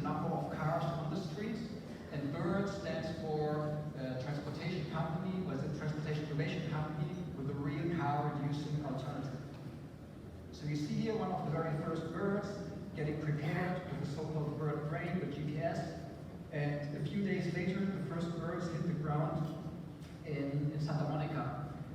Our initial core team is preparing here the first product and the vehicle release, and the rest is history. We've become the fastest growing company in history in terms of valuation. We've launched in more than 140 cities globally, and we were the first also in Austria. We were the first in Germany on public streets. This happened in cooperation with the city of Bamberg, its public transportation company, and thanks to a special permission granted by the state of Bavaria. The Federal Motor Authority in Germany recently informed that 99 companies applied for their general operating license, and we are proud to be the first one that got approved as a license holder. So we will launch very soon in Germany with our new bird model, the Bird One. And the Bird One is setting new standards in terms of quality, safety, and rider experience. A limited number of the Bird Ones will also be available for purchase, because we understand that some users prefer to own a bird. We also offer in selected cities bird rental. Users will be able to rent birds on a monthly basis. And another product is Bird Platform. We are very excited about the Bird Platform because it's a white label product where local entrepreneurs globally can buy our hardware, the birds. We take care of the technical support, share our best practices from the global markets. And we've seen tremendous success so far in the markets we've launched in APAC and in Europe. Our latest product is the Bird Cruiser. So 2 users can take a seat and drive almost on any type of road, even steep uphill, and we are excited to launch very soon in Europe. As mentioned before, cities are our partner number 1. So that doesn't mean only the city government, but also other important stakeholders, like in this case, the Association for Blind and Visually Impaired People in Vienna. We organized an event with this people group to give them a chance to get to know and better understand our vehicle, and we also informed all our users not to ride and park in these walking areas. We work globally with cities on parking solutions, and obviously this is a big challenge. But we believe the time has come, because I assume that most of you do not even know how streets look like before the invasion of cars, before people started to own a second and a third car. And our mission is to reduce car ownership. It's about taking cars off the road to reduce traffic congestion and carbon emissions. And we talk here specifically about short, unnecessary car trips, 1 to 5 kilometers, which represent a significant share of trips in most cities around the world. And these trips can be replaced by scooters. So why do we do all this? I believe most of you know the numbers behind, but we cannot repeat them often enough. So today we see 25,000 people getting killed by cars in the European Union. We see almost 1 million die in Europe alone because of air pollution. And in our first year, we've seen more than 10 million clean rides. And in our biggest market outside the US, in Paris, more than 5% of the population already have tried Bird, and 75% think that electric scooters help to fight air pollution. And 71% of Bird users use their cars less since scooters are there. In addition, almost 6 million kilograms of CO2 emissions have been avoided, and that's equivalent to more than 1,000 cars taken off the road for 1 year, 150,000 trees planted and allowed to grow for 10 years, and more than 600 homes powered for 1 year. So let's take a quick look how the future could look like.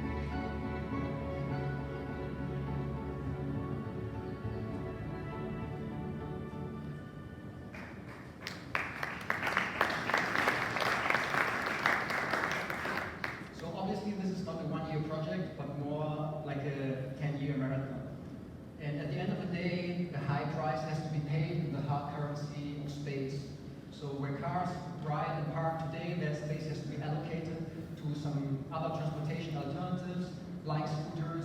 Of course, we do not believe that scooters are the only salvation, but we do believe that scooters are part of the solution to bring back the ecosystem into a healthy balance.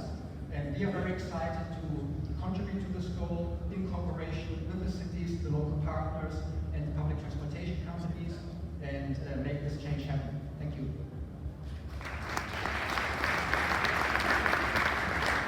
How much money have you raised as a company? Well, I believe it's at the moment around about 400. 1 million? 1 million. How much does a scooter cost? Well, I'll tell you, lots of scooters you can put in the room. Exactly. Yeah. I was in Tulum New Year's. Has anyone been to Tulum, Mexico? It's a crazy place. You can walk 10 times faster than the cars drive through because they're bumper on bumper. So get rid of the cars and put lots of birds and lights and flashes and rename them. Yeah. Thank you so much. Thank you. Now Lime is one of these other companies. Please come on stage, right? We had a speaker change. You're head of global operations. That's correct. And how much money have you raised? I think we raised over $600 million. So $1 billion together. Fantastic. Fantastic. Friends before. Yes. We're glad to hear the story. Thank you. Welcome. Thank you so much. I have it here, yeah. Hi, everybody. My name is Wayne Ting. I'm the Global Head of Operations and Strategy at Lime. I'm incredibly excited to be here today to talk about Lime on the eve of Germany opening up to e-scooters. I know we have a lot of our colleagues in the micromobility space here, and we're really excited to speak alongside them. You know, for those of you who don't know Lime, I want to talk a little about the company. We were started just over 2 years ago with a vision to truly transform urban mobility.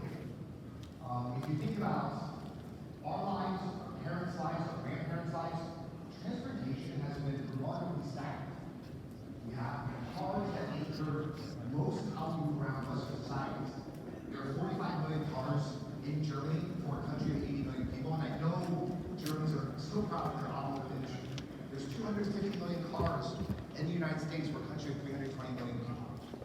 And many people in the last 10 years with new technology are asking, is there a way for us to move around our cities cleaner, faster, cheaper, with less of a footprint, with less congestion, and in fact, do it with more joy, because it's more fun, and it transforms the way we live our lives in our cities, transform the way our cities look. And the incredible thing about micromobility, and you're going to hear many companies today talk about that explosive growth over the last 2 years, the answer to those questions are yes.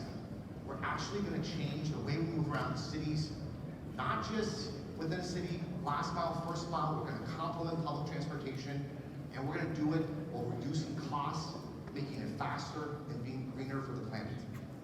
But these are all things I think all the micromobility companies can claim. And I think they're really important, and I think we're going to hear a lot of it over the next course of today. But I want to talk a little bit about why Lime. Why is Lime a unique player in this space?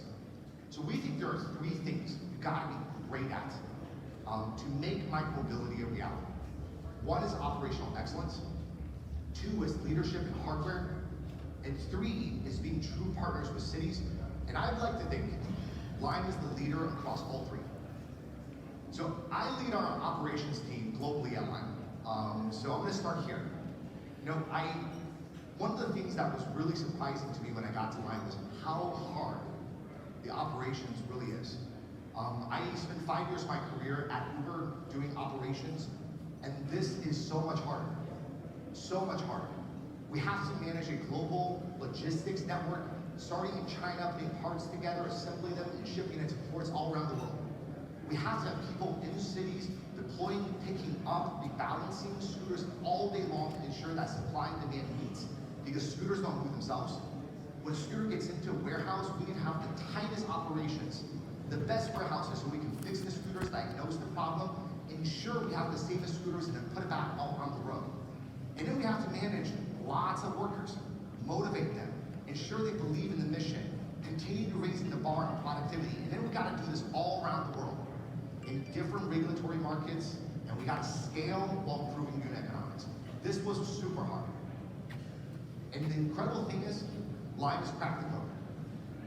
Over the last year, When we started, I think we have to thank Bird for coming up with micromobility as especially e-scooter as a segment. We've caught up. Today, we're the #1 player in North America. We're the #1 player in Asia Pacific. We're the #1 player in Europe. And we just got in Latin America. We're #2, and we're catching up quickly. And we've done all that while dramatically improving unit economics at our own business. 8 months ago, we didn't have a single market that I could say with a straight face that we were making money in. Today, 30% of our markets are making money, and in the next 2 months, I think that number is going to continue to grow. We've learned how to scale at an incredibly rapid pace, catch up, exceed, and we learned how to do it while improving unit economics. The second thing we have to be incredible at is leadership in hardware. This is actually, I think, a massive differentiator point. Many of our competitors have mostly bought scooters from one of the major manufacturers in China. They may have made some modifications, there may be a different name, but we've chosen a different route.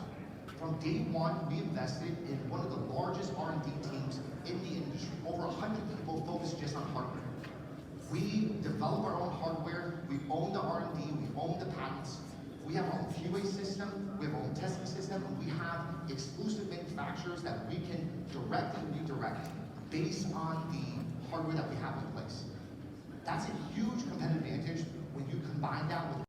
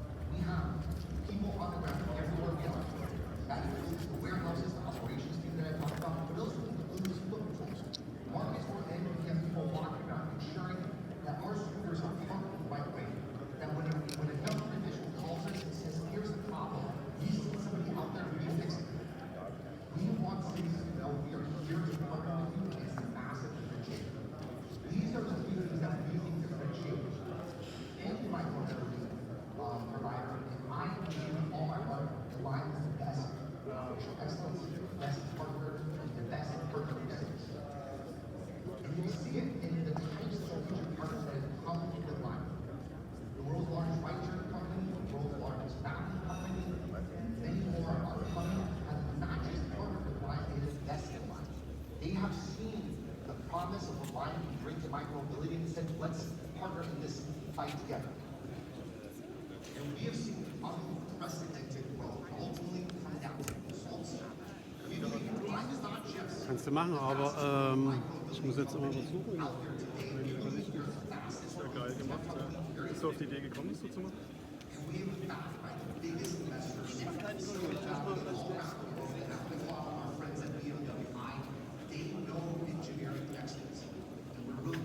intelligent.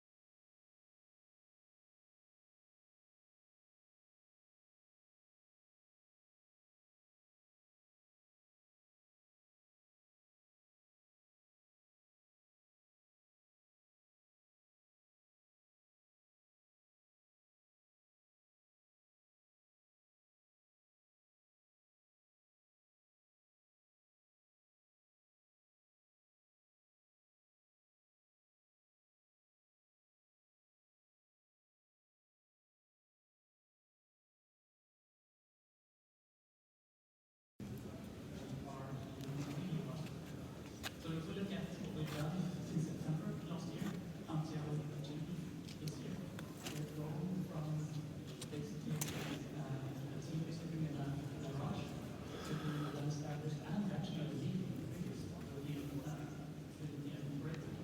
So we've had more than 1.5 million rights, or actually 3 million rights, and we have more than 1.5 million users. So that's fantastic. We're launching in 10 markets, and we're launching in 60 more than once a week right now. So we're really great.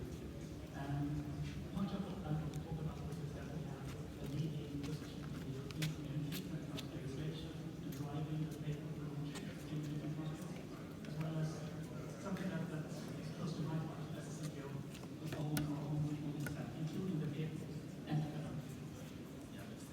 So I want to talk about Boy from the position of authenticity. I come from the car industry. So before I joined Boy, I worked in the car industry for basically my whole professional life. So I've been over 20 years working in the car industry. The particular car up here, or cars up here, were one of the brands I was working for that you know about.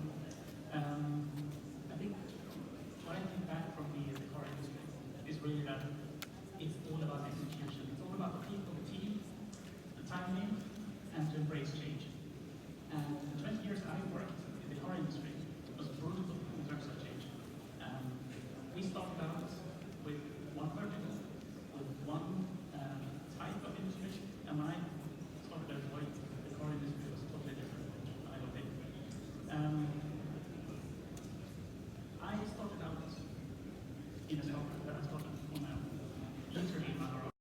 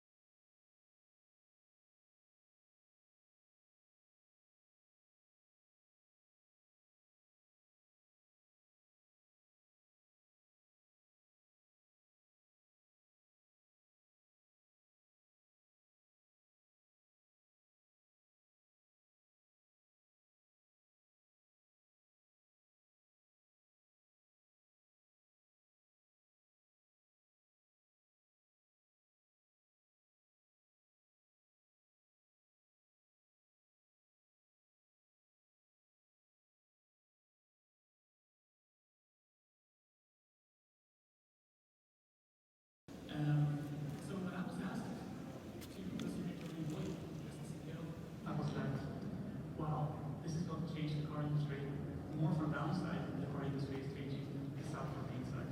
So I just jumped on it. Low-hanging fruit. Really. So what we set out to do day one when I was writing was to identify what we did to operate this unmobility service. And we were really ambitious. We went all the way This is LinkedIn Live from Berlin, from the NOAA conference. Thanks everybody enjoying the show. As you know, our guests will share with you the insights and the deep secrets about innovation will change the future of our industry. Today you will see the CEO Marco Rodzynek, and he's quite busy today, so he's moderating, he's the head of the whole show. So we will have 2 short question and answers between his things he's have to do. So give me some seconds and we're coming back soon.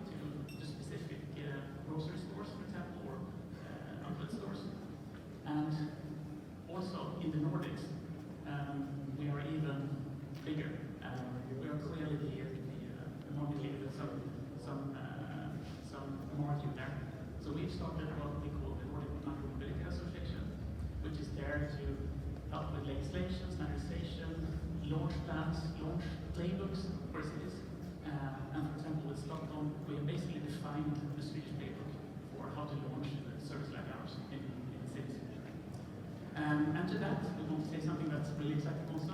We won the tender a couple of weeks ago for the Stockholm e-bike system, which is actually the largest system in Europe for e-bikes. So there's going to be 7,500 beautiful e-bikes of ours and 500 car bikes to start with. And again, it's really exciting to be part of that largest system that is today being deployed in Europe. And this is not going to be the last announcement that we make in the next couple of weeks. We are going to do it from overseas also, so that's looking forward to be able to share that. Now, we can't do all of this on our own. We don't want to do all of this on our own, even if we do all our own technology, the fleet vehicles all the way to our cloud. We're working closely in co-creating products and services with technology partners and operators. Everything from one of the larger telecoms operators in the Nordics, Tele2, where we're optimizing our way of interacting with the cellular network to lower costs, as well as lower the load on the network. We're working with LG on battery cells, or the actual vehicles themselves, where we will have replaceable batteries, which means that we don't have to gather, we don't have to collect the scooters, which will change the unit economy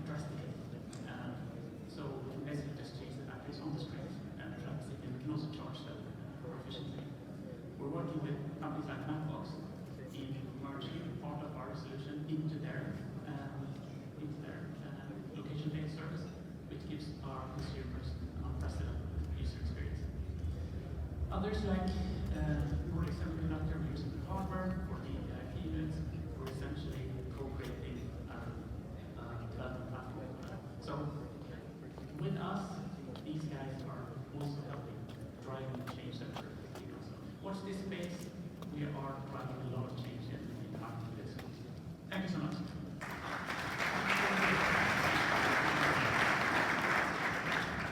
The next European high-profile scooter starter, Tier, please Lawrence, come on stage.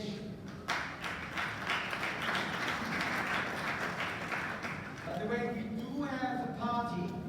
A lot of people ask, new location, is the party back? We have a party at the end of the day. Please stay around and get surprised. Thank you so much. Thank you, Marco. Hello, everybody. My name is Lawrence. My purpose in life is to fight climate change. And I do that by building businesses that disrupt consumer spaces. And here we go. Marco is now here. Marco is the founder of NOAA, and he will answer us some questions. Still out? Okay. Okay, we're coming back. We're looking for other place. Thanks.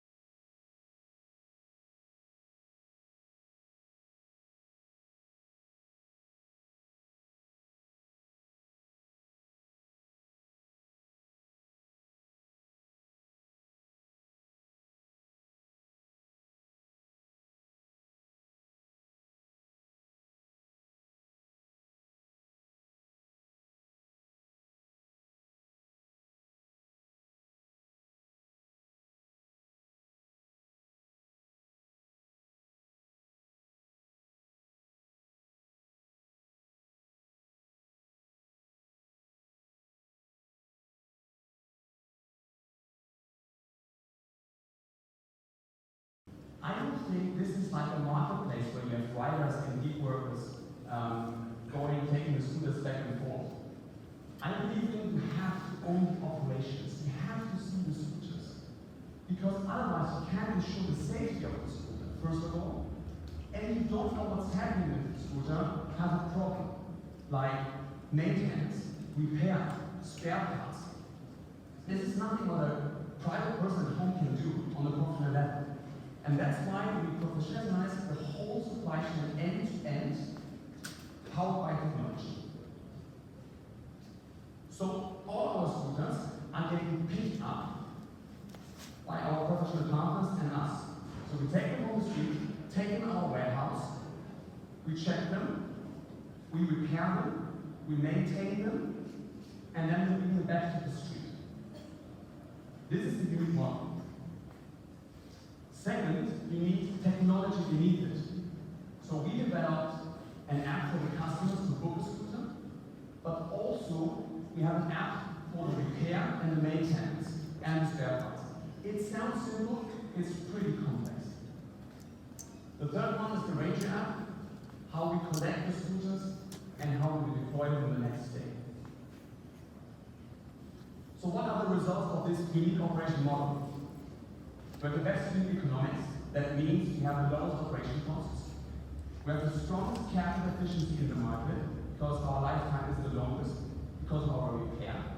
And we're winning cities.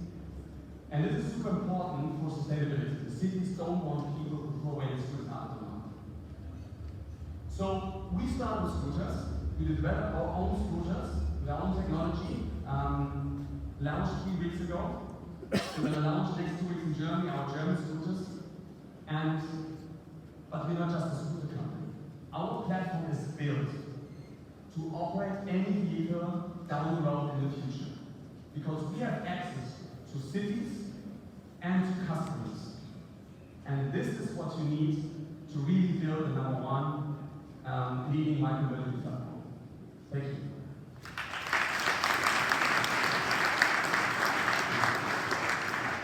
Last but not least, we have Cirque. Carlos, who is one of the founders, together with Luca Stelowski, is going to present the company. Thank you so much. By the way, when we were planning the NOAA, we had a creative afternoon, I want to share with you. So we wanted to use session slogans for scooters. We had bump into your next investor. For Mariana, which is coming in the afternoon, we had how high can valuations get? So please, let's talk about your scooter business. Thank you, Marco. Marco's a friend of ours. But for those of you reading the program, I'm obviously not Boris Nikamura. I would be the darkest Boris Nikamura that exists. I'm Carlos Lowe, I'm co-founder of Flash with Luca. And I'm going to tell you a little bit about micromobility, except that you probably are now PhDs in micromobility. You probably also all know who's the fastest growing micromobility company, right? 3 of my colleagues presented before. No, you don't, it's us. So, so we can all say that, right? But seriously, Lawrence actually had the record before us. He did it in slightly under 200 days. We did it in 132 days, despite being the last to the market. So I'm going to tell you a little bit about why we were last to the market. And I'll emphasize a little bit about some of the points that Lawrence and our colleagues made before. First and foremost, let me tell you, this thing works. What everybody has told you. The car is absolutely the wrong vehicle. The reason the car is the wrong vehicle is the car was actually designed for sociological and macroeconomic reasons. Automobile industries do contribute significantly to the employment of the countries in which they are living in, and for that there's macroeconomic inertia.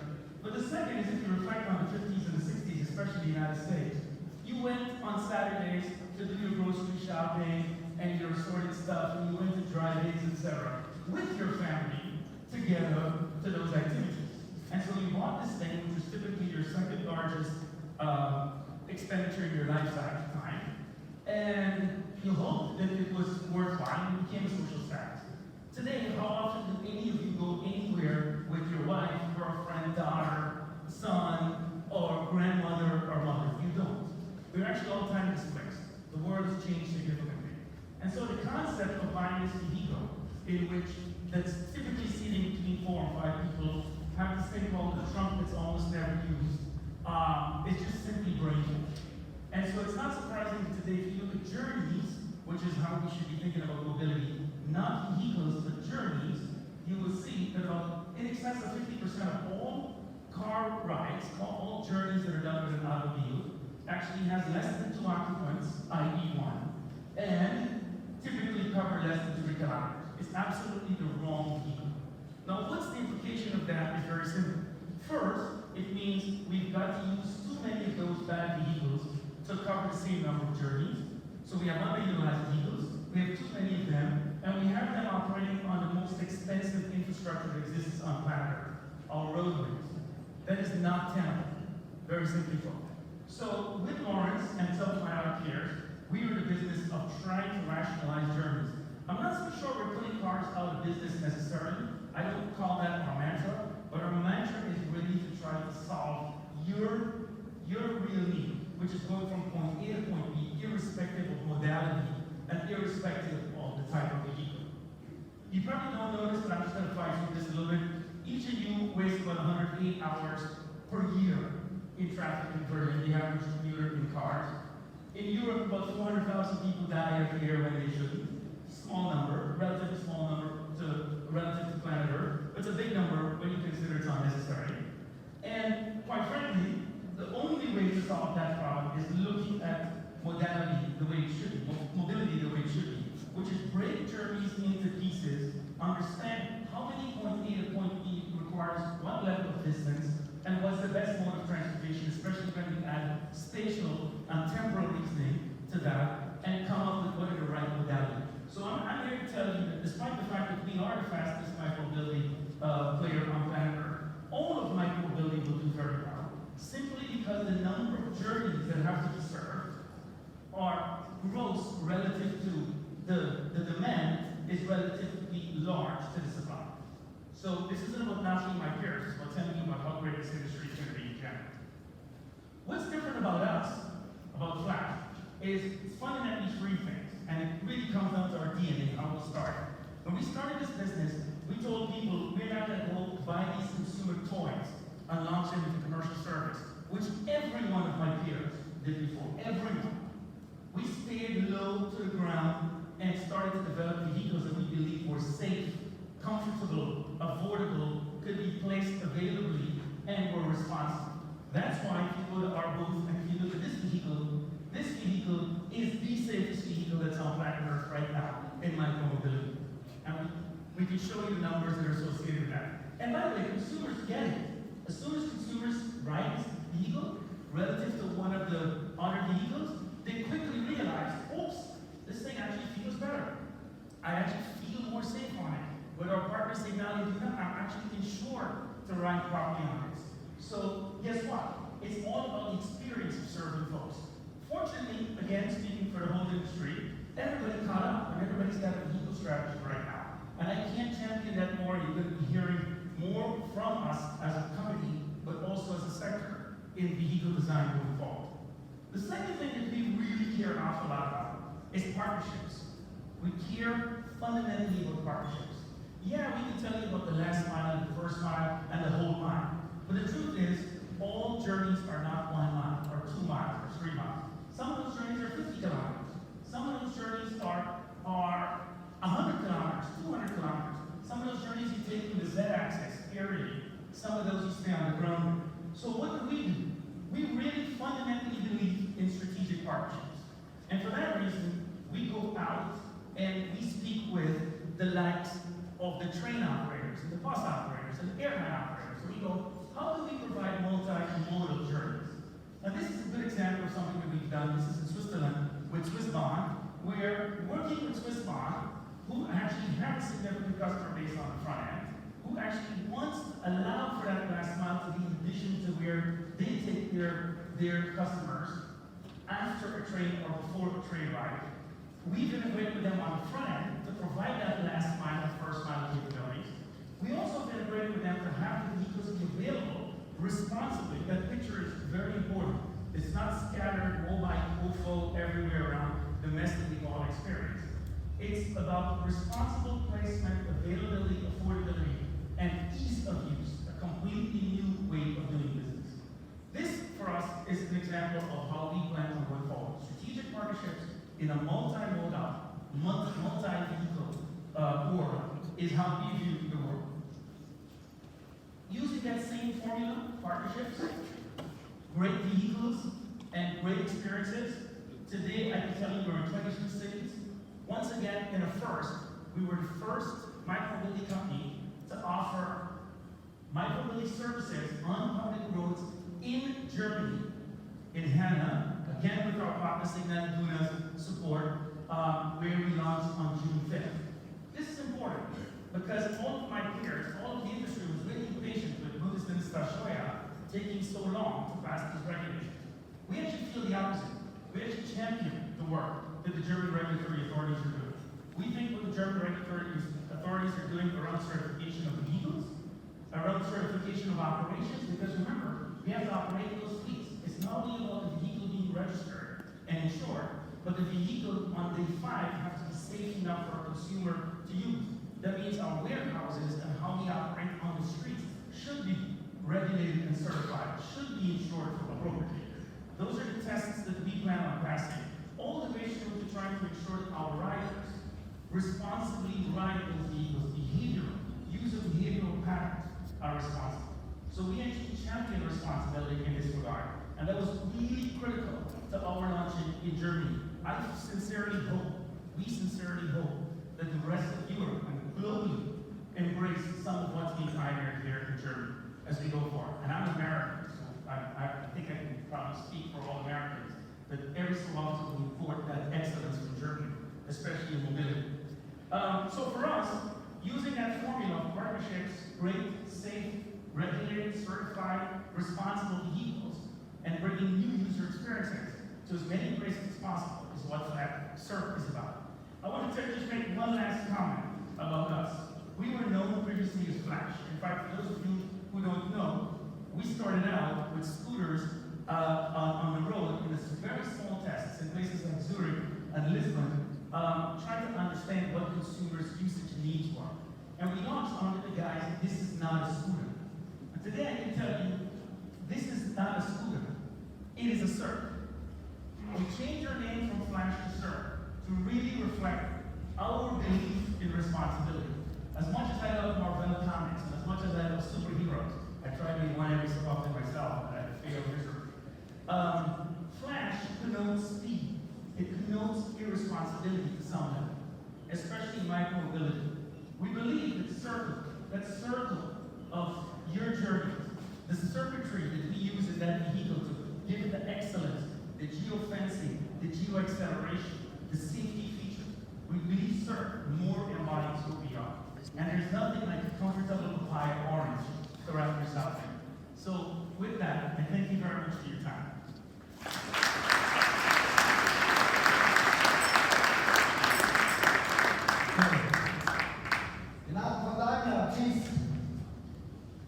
Car manufacturers are talking about data. You know, digital is everywhere. Yes. Please, you have the clicker. Okay, that's fine. Stage is yours. Now, we just learned that the car is the wrong tool. I hope that we are still a little bit in some kind of business and that we are connected together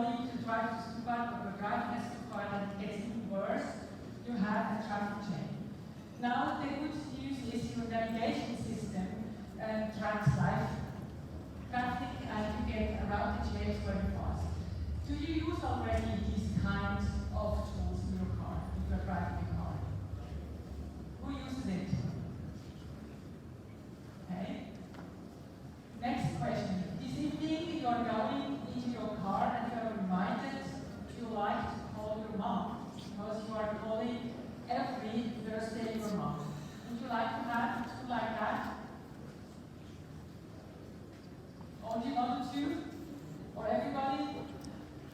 Or, third example, a camera tracks you when you're driving and warns you before you fall asleep while driving.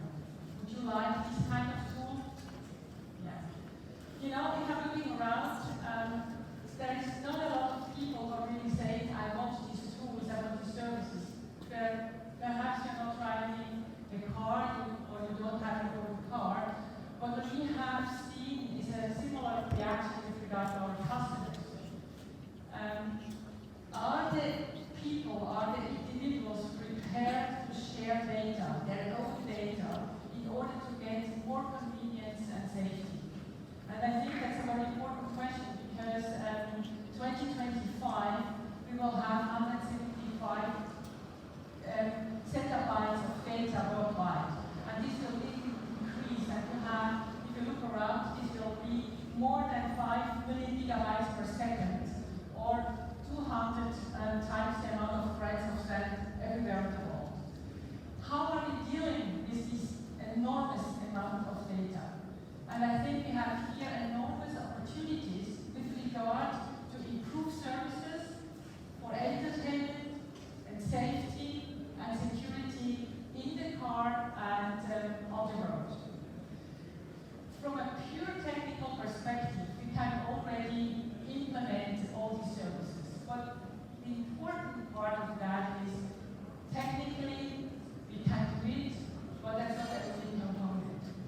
We had many conversations with our customers and asked them what is the most important factor in that regard. And what I was thinking, the customer said, the most important factor for the customers is trust.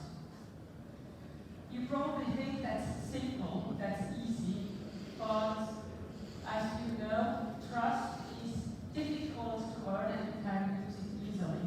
And we have experienced, that if you want to be successful with regard to data, if you work with data in the car, that you have to have a clear data governance system and clear data governance principles.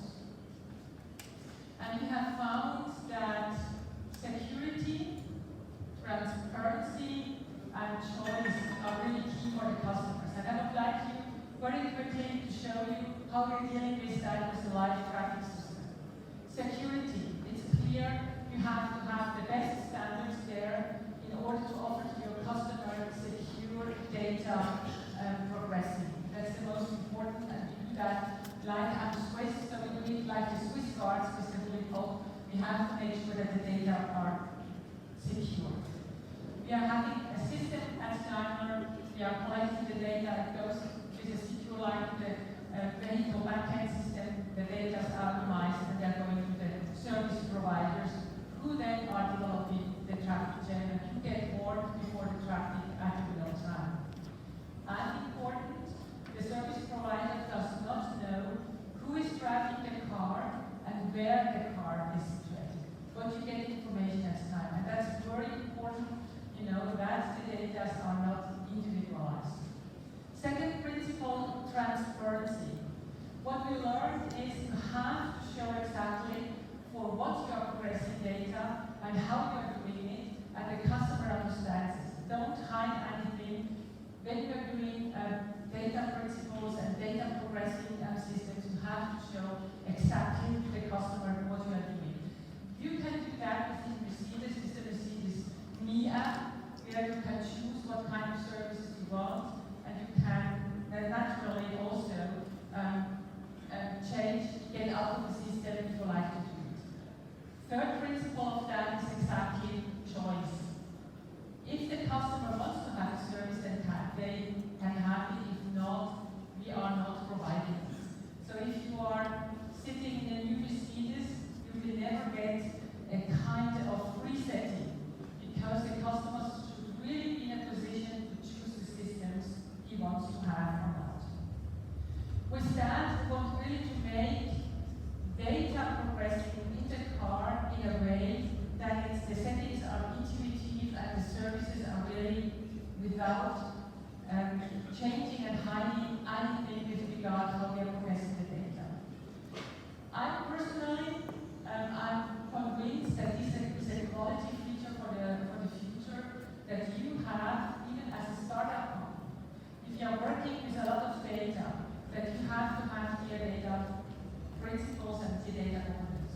If you have looked in the past, the discussions big companies, also American companies have with regard to data, I think that's an important factor we have to implement.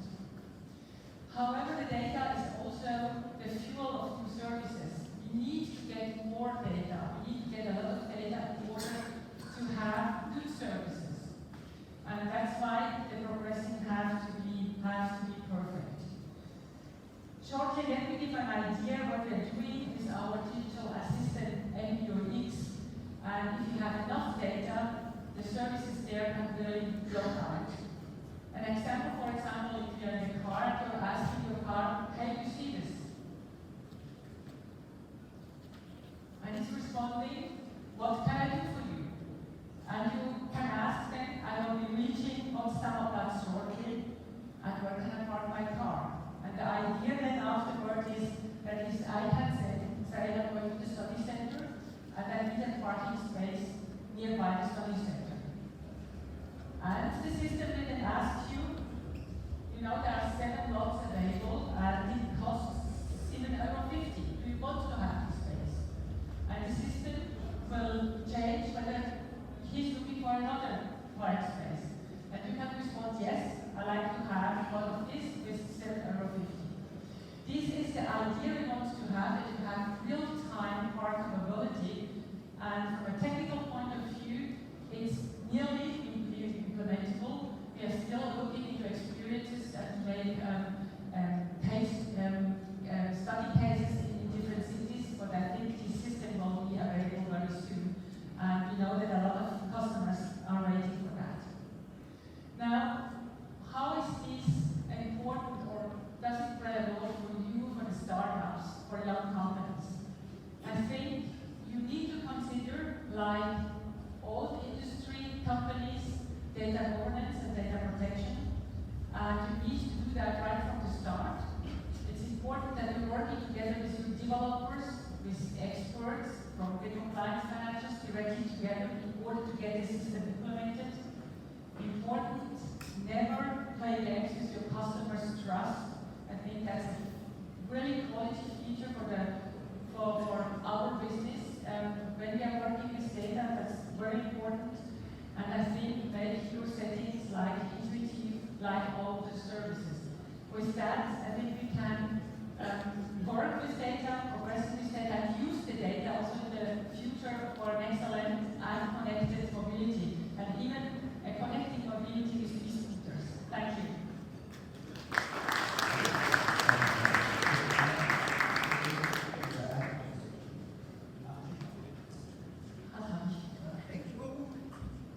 Like a Porsche.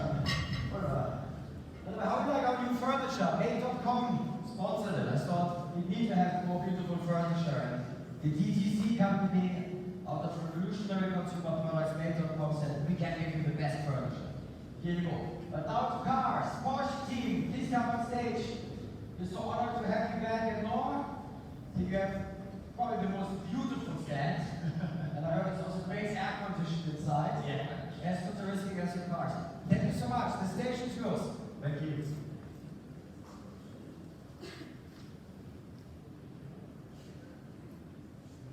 We're supposed to start the video, but it's not running, so let's wait. Video! Next slide.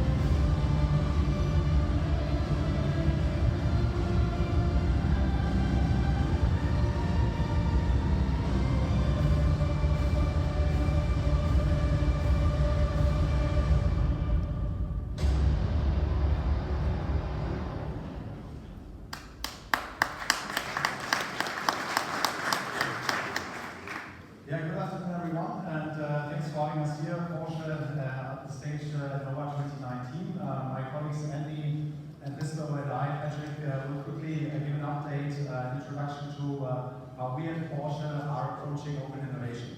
The video that you just saw was basically a brief summary of the topics and trends that imprinted basically our renovation of our strategy 2 years back. So the strategy 2025 was born, and I'm not going to talk about the trends you saw in the videos because I think everyone here in the room is quite aware of them. But what is quite clear was that we had to face the question is whether we will approach those topics by ourselves, or if we need to open up and partner up with a lot of you guys here in the room today and other partners out in the world to manage these challenges and topics ahead of us. And so clearly, we decided to approach this as an open innovation piece, and I think that's one of the key messages we want to deliver today. We want to display today is how we at Porsche are opening up and are wanting you to partner with us to shape the future of sports cars.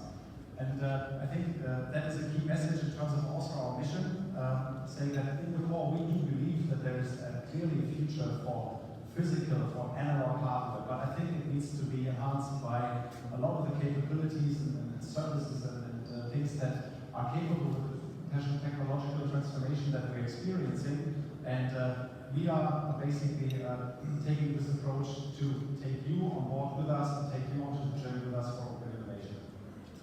How do we do this? First of all, of course, it's clearly that we need to focus. What are the topics that we're looking for in terms of innovative activities at Porsche? And this is just a display of the key areas that we're looking at. So if you find yourself relevant in one of those areas, please come and approach us.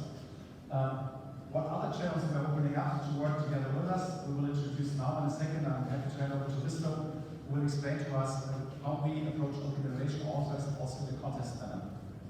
Exactly, so thank you, Patrick.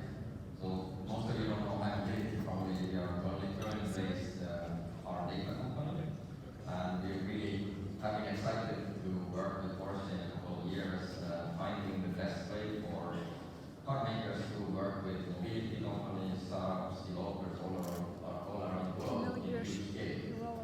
And for this we have set up a platform where developers can really work independently with cars. And in the screen you see a virtual car that can be available to developers months before the real cars are on the road. And to further sort of validate the point that we have actually found the best way for brands like Porsche and startups to work in scale, we set up a global competition that now has become known as Porsche Next OI competition. And instead of having a sort of physical hackathon for 48 hours in one physical location, we made it completely online, and the duration instead of 48 hours was more like 8-10 weeks. So developers could really join whenever they want, wherever they want, and work on their projects and create the prototypes and test them with virtual cars. And we had a couple of checkpoints in the middle just to give them guidance from Porsche engineers or from my mobility's team. And last week we had finally the only physical event in Stuttgart, which was the finals, and we are quite excited that one of the winning teams also here in the Porsche booth. So to maybe discuss and talk about the outcomes and the numbers behind that competition, I will hand back to the Porsche innovation team. Andy, thank you. Thank you. So I'm happy to present you our winning teams. Some of them are also here in our booth, so I invite you to visit us over at the Porsche booth. So we had many applications, many teams working on our open innovation platform, and last Thursday we invited the best teams to Ludwigsburg, close to Stuttgart, to our digital campus, and we have selected the best 3 teams, and right now you can see the 3 winning ideas. The first place goes to a startup that is owned by 2 girls that developed a smart car seat with some kind of haptic feedback for the driver. Second place goes to a Swiss startup, Wait Ahead Technology. They developed a really interesting use case for AR head-up displays in the cars. And the third place goes to a UK startup, Road Travel. They are also with us today, and you can get in contact with them on our booth. Maybe to sum up some further figures for you, how our open innovation initiative went. So we still have more than 700 active users on our platform worldwide. We have participants from more than 50 countries and more than 155 projects that were handed over to Porsche. So also the female participation was quite good. We had one-third of female participants. And the good thing is the platform and the workspace is still open, so the competition has come to an end, but our own innovation platform is still open for you. So feel free to Google and search for Porsche Next Door I. Sign up, it's totally free, and you can work with our APIs and also with other data sources to create new applications and services. So we want to build the future of the sports car together with you, like shown in the video at the beginning, and I'm happy to invite you to our booth to discuss and create the future of the sports car together. Thank you.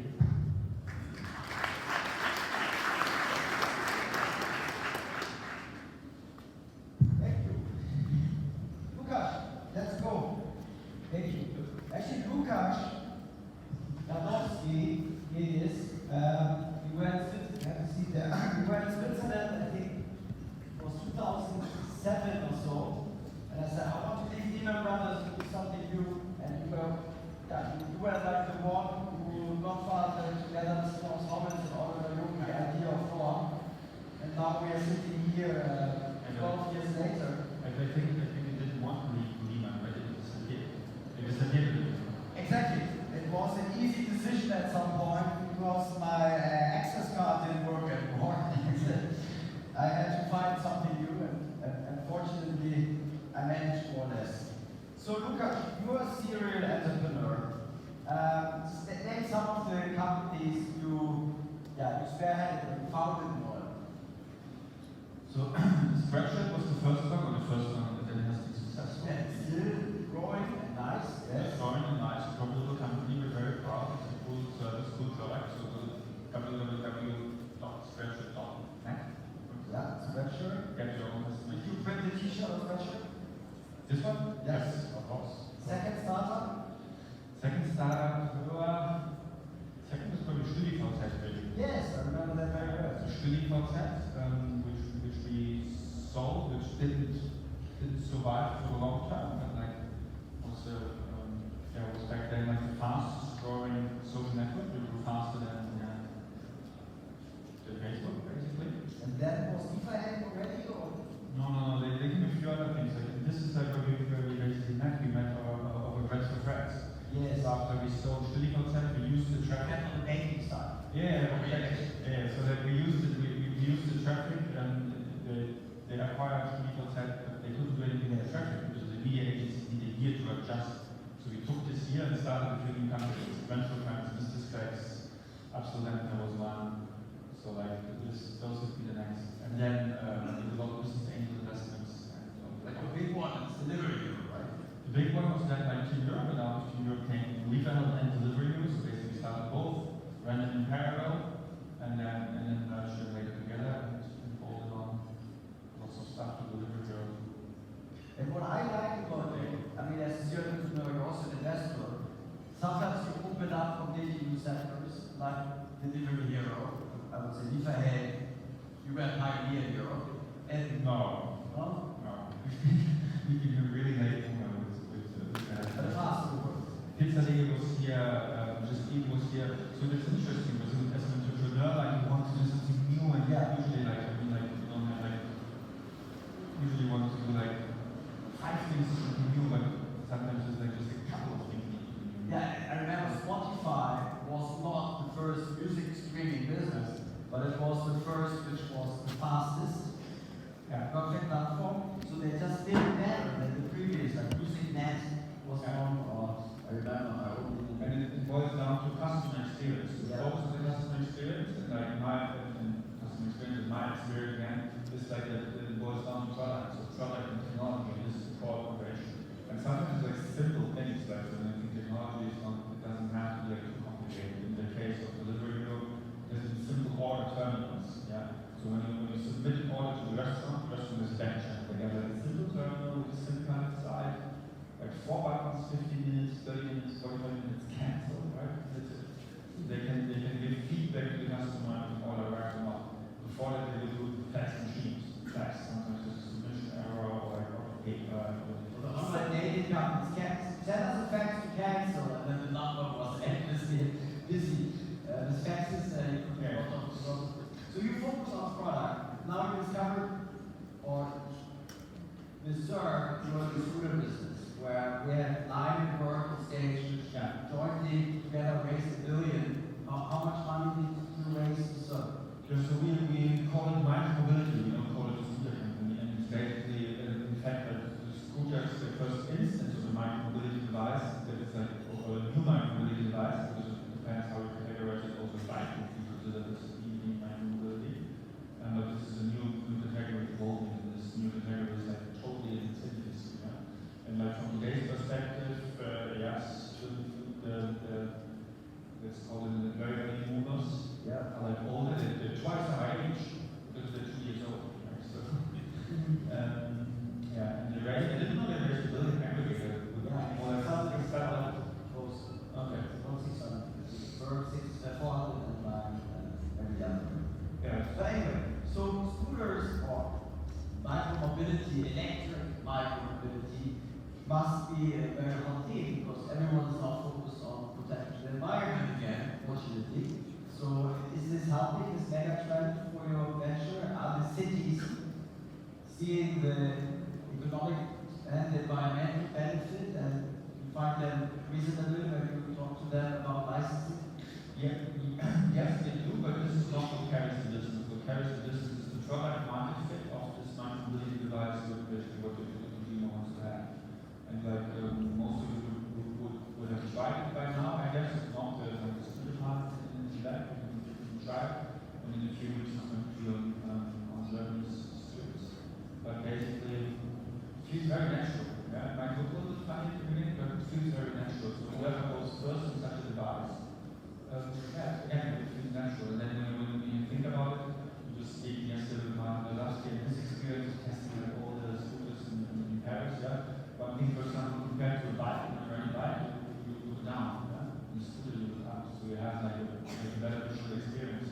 It's the accessibility is great, so like it's easy to hop on, easy to hop off, be it as a tourist or do it for a short commute or like to connect with the public transport. So like the product market fit is the first that carries it, and people like it as a additional add-on benefit. That is environmentally friendly, and there is also like a user group obviously for them it's very important, they live by it, but and to have like a lot of people like to talk about it, but when it comes to really make sacrifices or change behavior. Yeah, so the product market for this device is how many people are using this? But to finish that product market drives it, and this makes the whole thing shoot up. So we have very high growth. But then later what I expect will be like steady, continuous growth over the years, over the decades. And this happens because yes, the cities support. We have problems with pollution, with emissions, health issues, congested cities. So the cities desperately look for solutions. But like again, even if they move fast, infrastructure business, so it takes years, sometimes again decades to change the infrastructure. So it will be a step change. So my example here is that Torstraße in Berlin, 2-lane street. At some point it will make sense to convert it. One of the lanes is going to be micromobility. And then what is defined as micromobility probably like below 30 kilometers. And we need to add a few legal types. So it can't be only the kick scooter. The kick scooter doesn't cover like all the use cases. So you will see like a small set of legal types covering this micromobility. How many people are using micromobility scooters today in Germany, you think? Is it like 1%, 10%? All of them who use it are either not motorized or they're illegal. There are a few of them are legal sort of that, but like less than 1% because it's simply not legal. It's a huge market potential. It's a huge market potential, but when you look like again like cars, I don't know like the statistics roughly depends on the numbers, like in excess of 100 million new cars every year. And like in terms of like e-scooters, that covers cars that we've seen in cars presentation, like can cover like for about like half the rights of cars, okay? We have worldwide production of less than a million or less than something like that. So like it's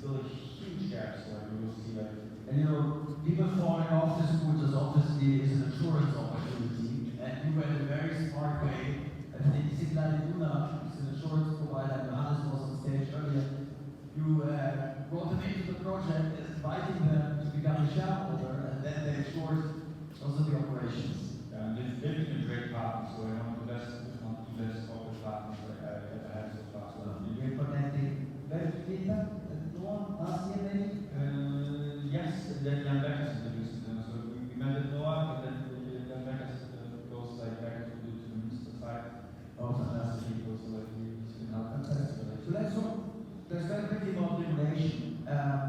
What shall the politicians do? There's a lot of frustration of mayors who are seeing these scooter cemeteries somewhere in corners in cities, and some mayors are going to get rid of all these scooters.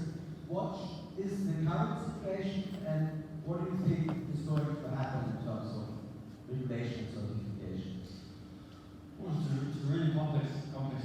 So like, first of all, I think like Germany did not a bad job, because it basically before like putting something onto the roads where cars drive, which can be potentially very dangerous, they stopped, paused, and like they took care of safety. So like this has been the right thing to do, and like also like some of the cities that waited like before such regulations, I think it's the right thing to do.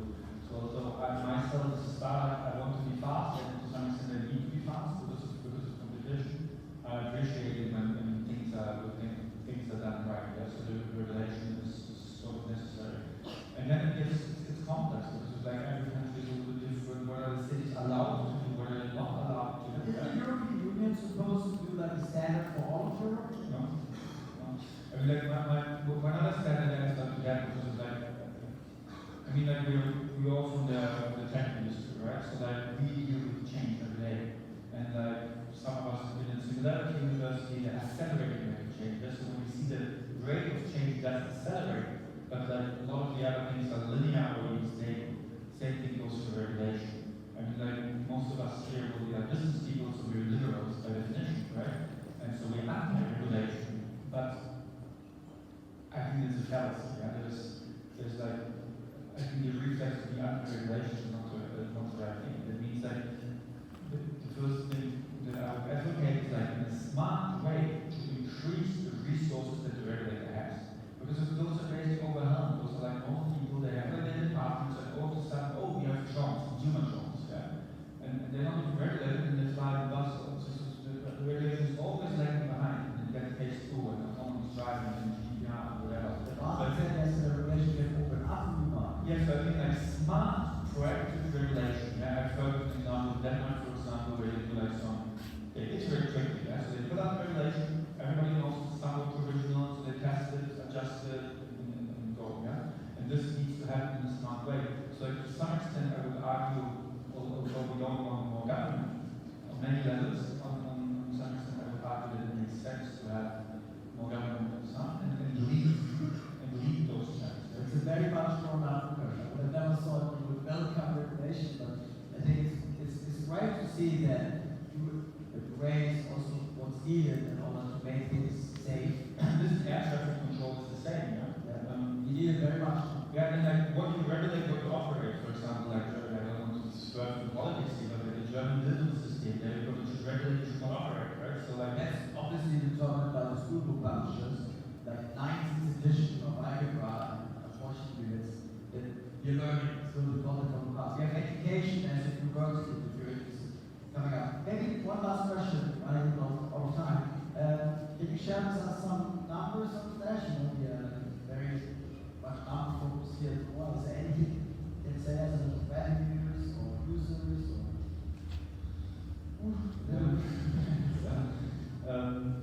no, just the growth. Have you generated revenues of the money you raised?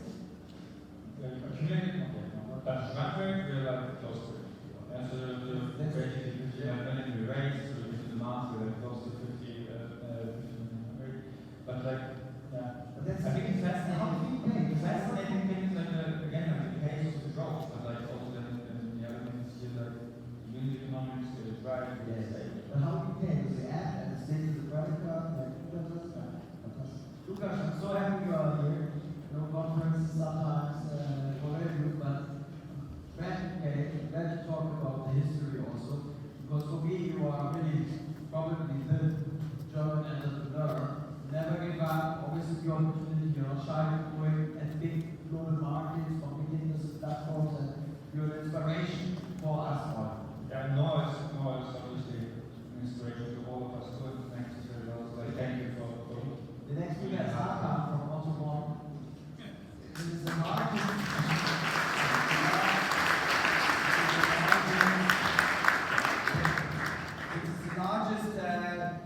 Private European internet company. Hakan, please come on stage. And we brought a guest also. So I thought, since you're the largest European internet company, private one, I will bring you a guest.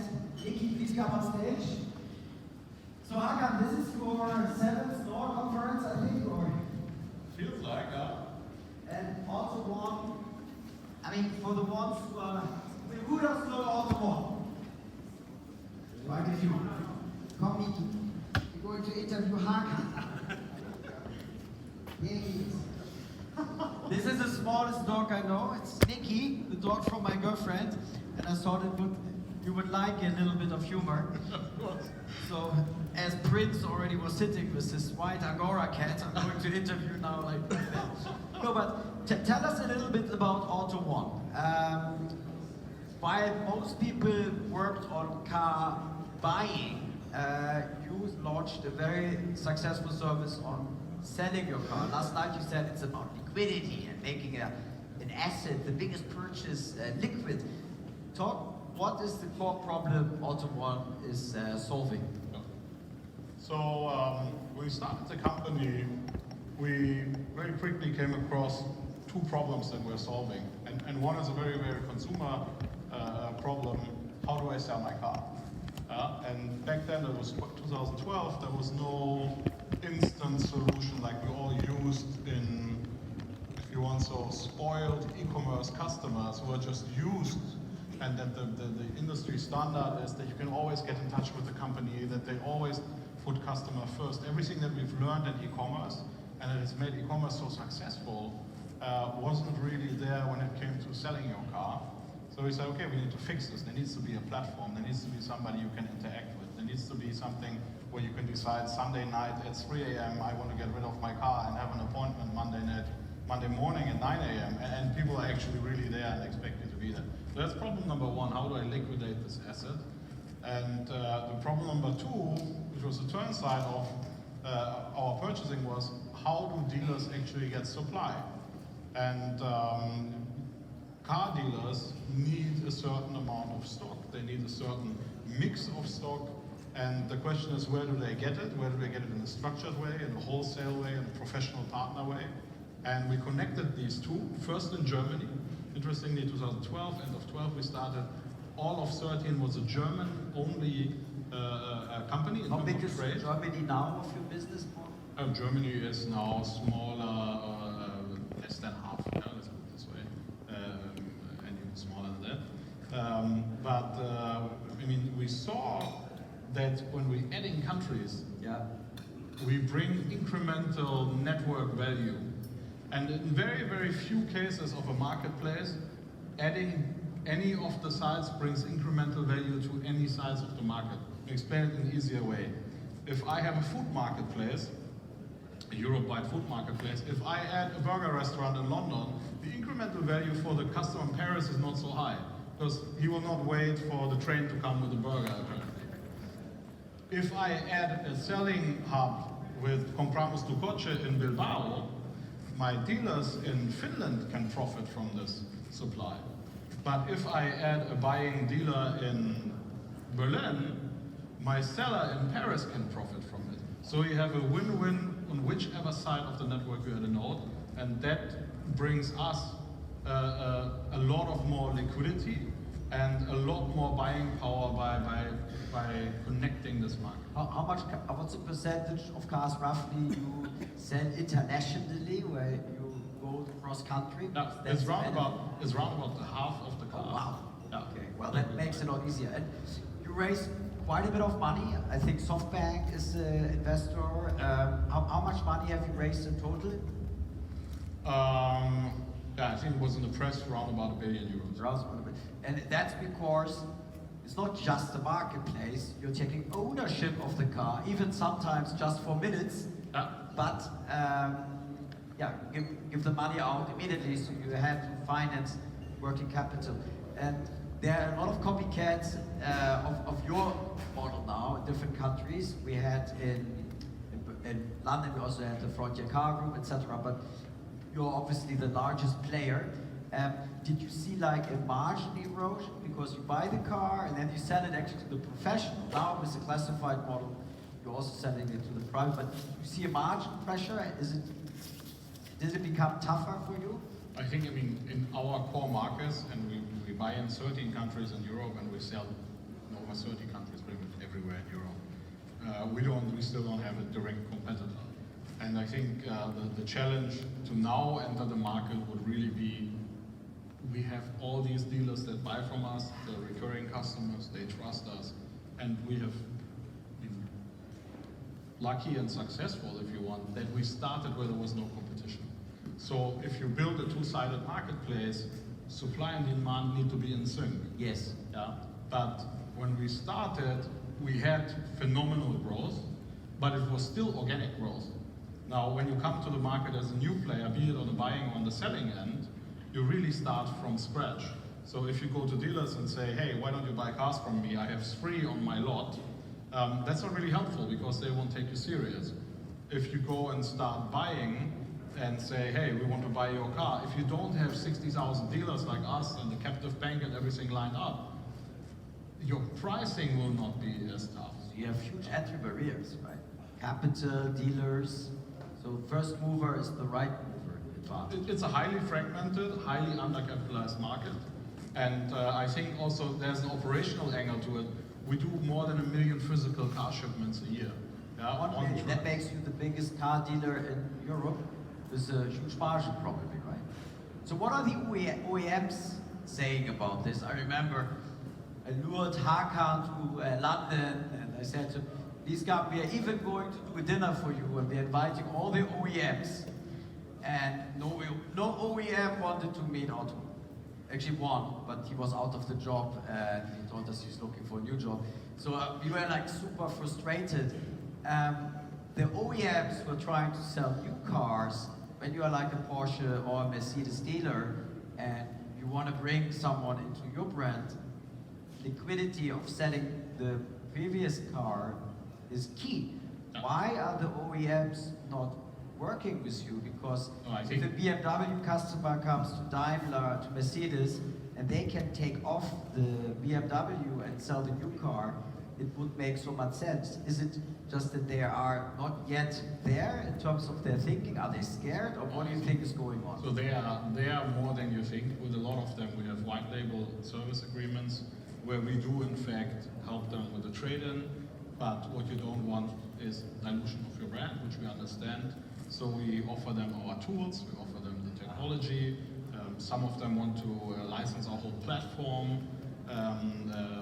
We're working for one big OEM in Europe where we will pretty much run a front end on the website, including choosing a new car and then trading in your old one.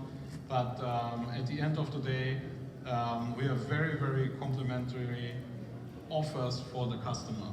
Because when you sell your car, obviously you want a new car. So in the beginning, it was really, first it was common sense. It was like, hey, if you sell a car, you need a new car. Everybody agreed, but said, perhaps we should ask something. Then you go and then ask customers, and then it's anecdotal because you cannot ask 1,000 people. You ask 10 and say, oh yeah, they really need a car.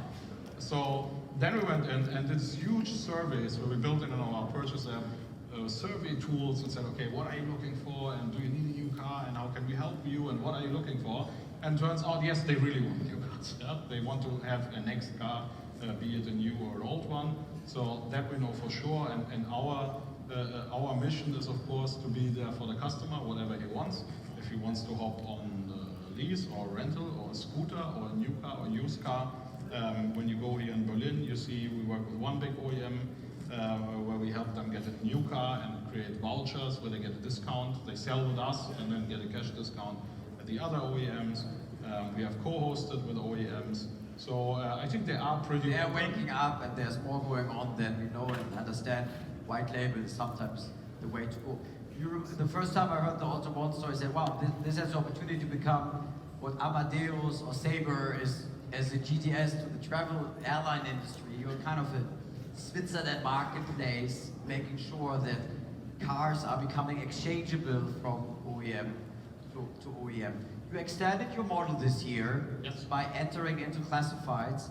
Before, the cars were exclusively sold to dealers, from private to dealers. I think, how many you have? 30,000 dealers or 20,000? No, by now we have over 60,000. 60,000 car dealers.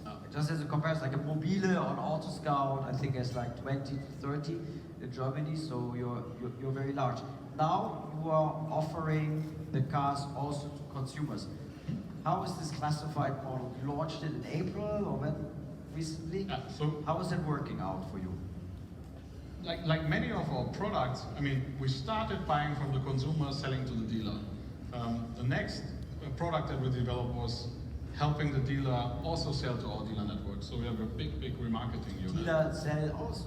Yes, of course. So dealers came to us and pretty much thought, you've got this nice iPad, yeah, the magic iPad that makes you buy those cars. Can we also have it? Which app is it actually? And we said, yeah, we developed it.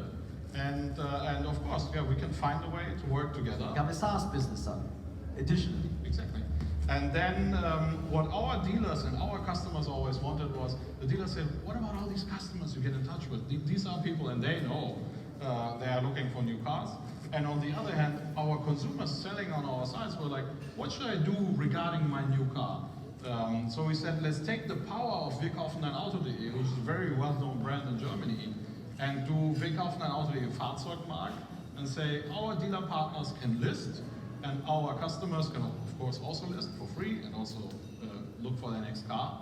And for the dealers, opposed to everything that's on the market, we want it to be 100% performance-based, and a very clean platform. Yeah? We don't want to cross-list other dealers' products, we don't want to show ads for weather websites or what knows what, insurance and banks. We just said, okay, this needs to be a clean interface. Transactional.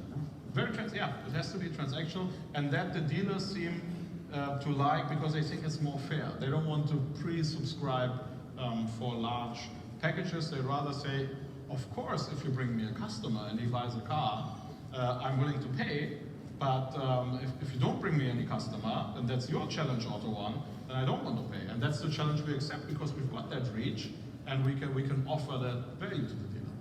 Nice, nice. If you think about the future and car ownership, there's a lot of talk because the cars are only used for a few percent.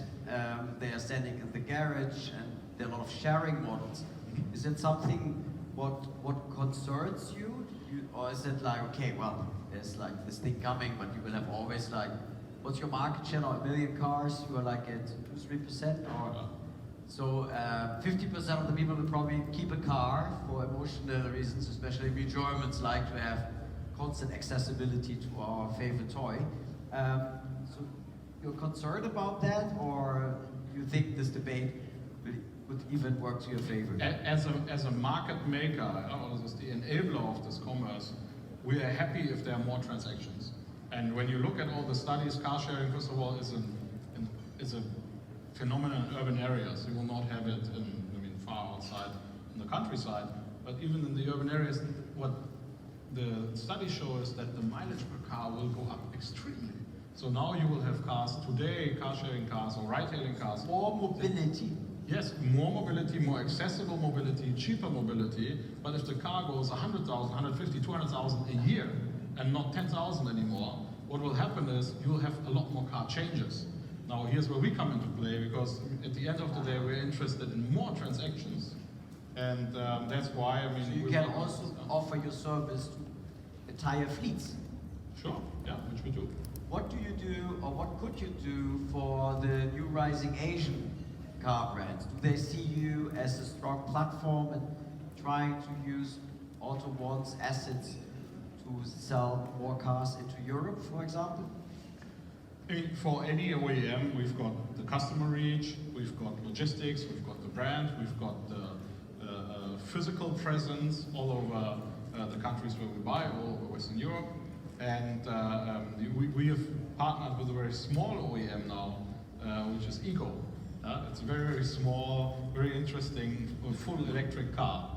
And that is the first that has really understood all these modules that we can bring from our toolkit, where we say, hey, do you want remarketing? Do you want logistics? Do you want lead generation? Should we help marketing your product?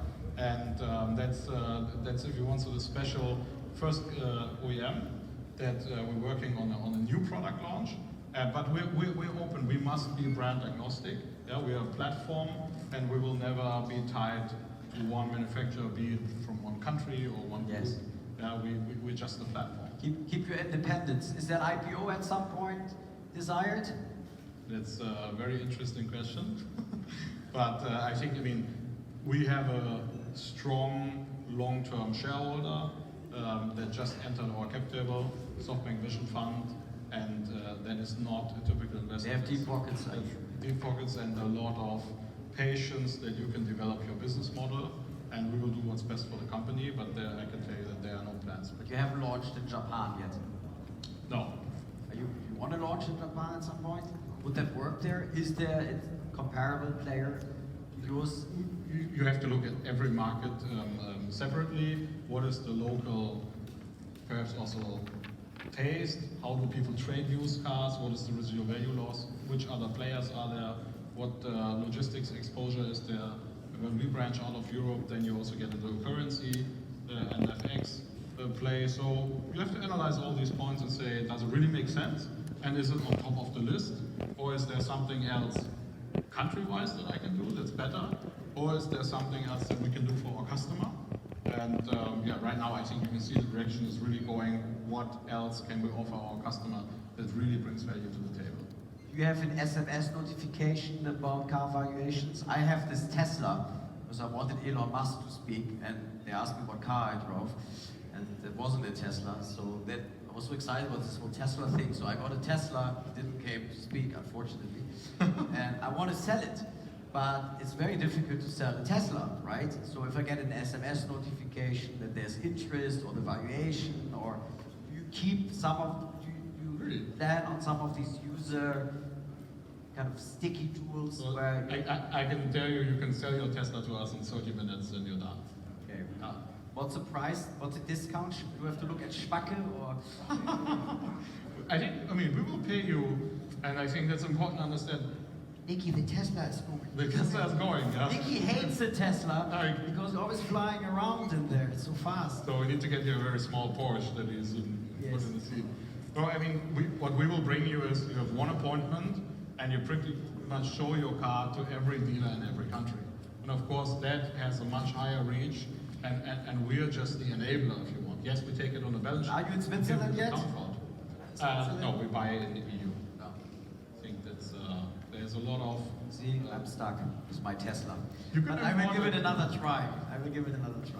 Hakan, it's always fascinating, and it's one of those companies, when you have a winning concept, most founders are just scaling it, and you are always looking at new opportunities, new products, new services you offer, and it's for me the biggest lesson learned. If something works out, don't take it for granted it will stay always like this.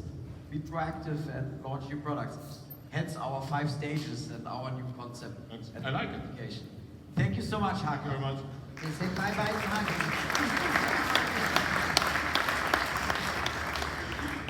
Thank you so much. Okay, ladies and gentlemen, we are continuing the program with Car Next. With Ewout, please join us. Kicked off the mobility space with the scooterings, and now we are more traditional. Thank you so much for being here. Thank Nicky's you. coming off stage now. It's your first performance. Applause for Nicky.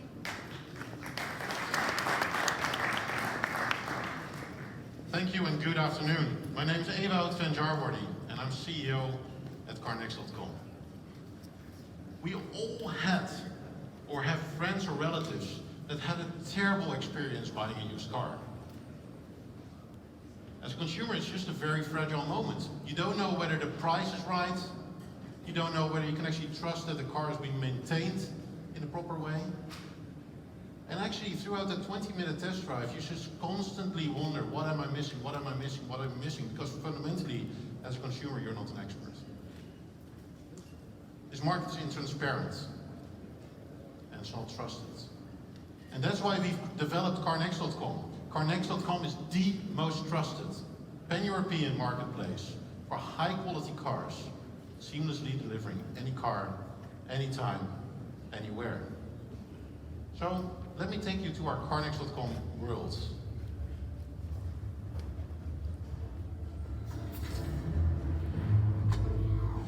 Here at CarNext.com, we select only high-quality used cars. Young cars are in. Cars older than 5 years are out. Checked on 228 points. They're selected and perfected. So you get the best. Today and in the future. Enjoy high-quality used cars. Find any car, anytime, anywhere at CarNext.com.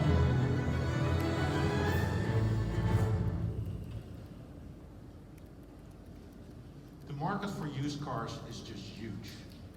On an annual basis, 10 million high-quality, next-to-new cars are being sold to consumers.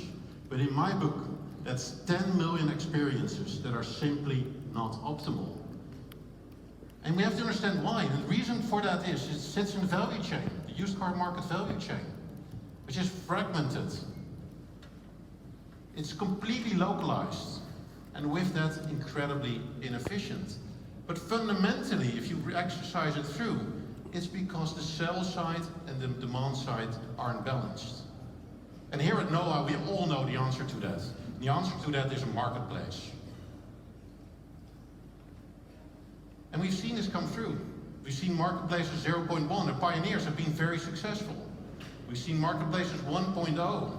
They're all focusing on a vertical niche into a certain part of that value chain. Typically focusing on listings, more sell-side focused and adding additional services over time. But we've also seen the emergence of marketplaces 2.0 that don't take a niche but actually span the entire horizontal of the value chain, covering the entire end-to-end transaction, and with that control the customer experience. And that's fundamentally what CarNext.com is all about. CarNext.com is a two-sided marketplace. We operate asset light. We are all about matching supply and demand. On the supply side, we work with guaranteed supply from our mother company LeasePlan, and increasingly are attracting OEMs, rental companies, operators, other leasing companies, banks, onto our platform. We operate two different platforms. Our consumer-focusing platform that is all around trust, where consumers can buy, finance, or actually lease their next car. We also operate our professional buyer platform. We run our own auctions over 30 different countries on a pan-European basis. And what we do is we drive happy customers. We own the customer journey end to end. To our partners, we offer the remarketing service they are looking for. But the golden thread below this platform is fundamentally our data. We've developed proprietary algorithms that firstly allow us to price any car anywhere across Europe, but also to steer those cars into the right channel, not just locally, but on a pan-European basis. And that's exactly the type of algorithms that allow us to match supply and demand on a one-to-one basis. For our stakeholder groups, with our supplier partners, we are a one-stop shop. We maximize the value of their cars. For our traders, we're the easiest access into high-quality cars all over Europe. And we've connected to over 125,000 of them through our online auction app. To consumers, we operate a network of delivery stores and really make the trusted experience come alive. And we've cracked it. We absolutely cracked it. In our first year, we sold 250,000 cars. We grew our consumer sales by 65% to 50,000 cars across Europe. We operate in 23 countries, have already operating a network of 34 delivery stores, and have put in place 70 industrialized car preparation facilities. But the most important number on this page is the NPS score that we achieved. An NPS of 73. That's by far unique in the used car market, but across many of our industries. So how do you do that? Well, firstly, of course, you need to get your brand and your promise right. You need to get actually your product right. So we've industrialized the entire car journey. But ultimately, it's about being obsessed about our customers. And friction point after friction point after friction point, we cleared all of them. And right now, you're actually able to buy a car online, fully paid, contract signed, in 2 minutes. But we got that to that stage and we still found one friction point, and I don't know about you. But when I have to transfer a large sum of money to a party that I don't fundamentally know, I get a bit of a strange feeling in my stomach. And our customers did as well. So we introduced extra escrow payments. Pretty much a virtual vault. When you buy a car online, you transfer actually that money to an independent third party. You get a code, you get an app, and at the moment we hand over the car, upon delivery at your home, or at pickup of one of our delivery stores, you type in the code, and that's how we automatically transfer the money. And that's really how you continue to delight customers and deliver an NPS 73. So what's next? We see the network effect already working. We're going to grow our supply, that will grow our demand, we'll grow our supply, and that's actually how we accelerate the entire platform. We're going to continue to find the right partners. Well, firstly, strategically, to grow the platform. But secondly, to allow us to innovate and grow. And I look forward to connect many of you here at NOAH. But what's more? We're also totally embracing the mega trend from ownership to usership through subscription models. And I'm very proud to say that today we're launching the CarNext.com leasing app that actually brings the ability to lease and subscribe to your car on a more flexible basis for shorter durations and at much lower rates as compared to new cars. Really within reach of consumers into the European market.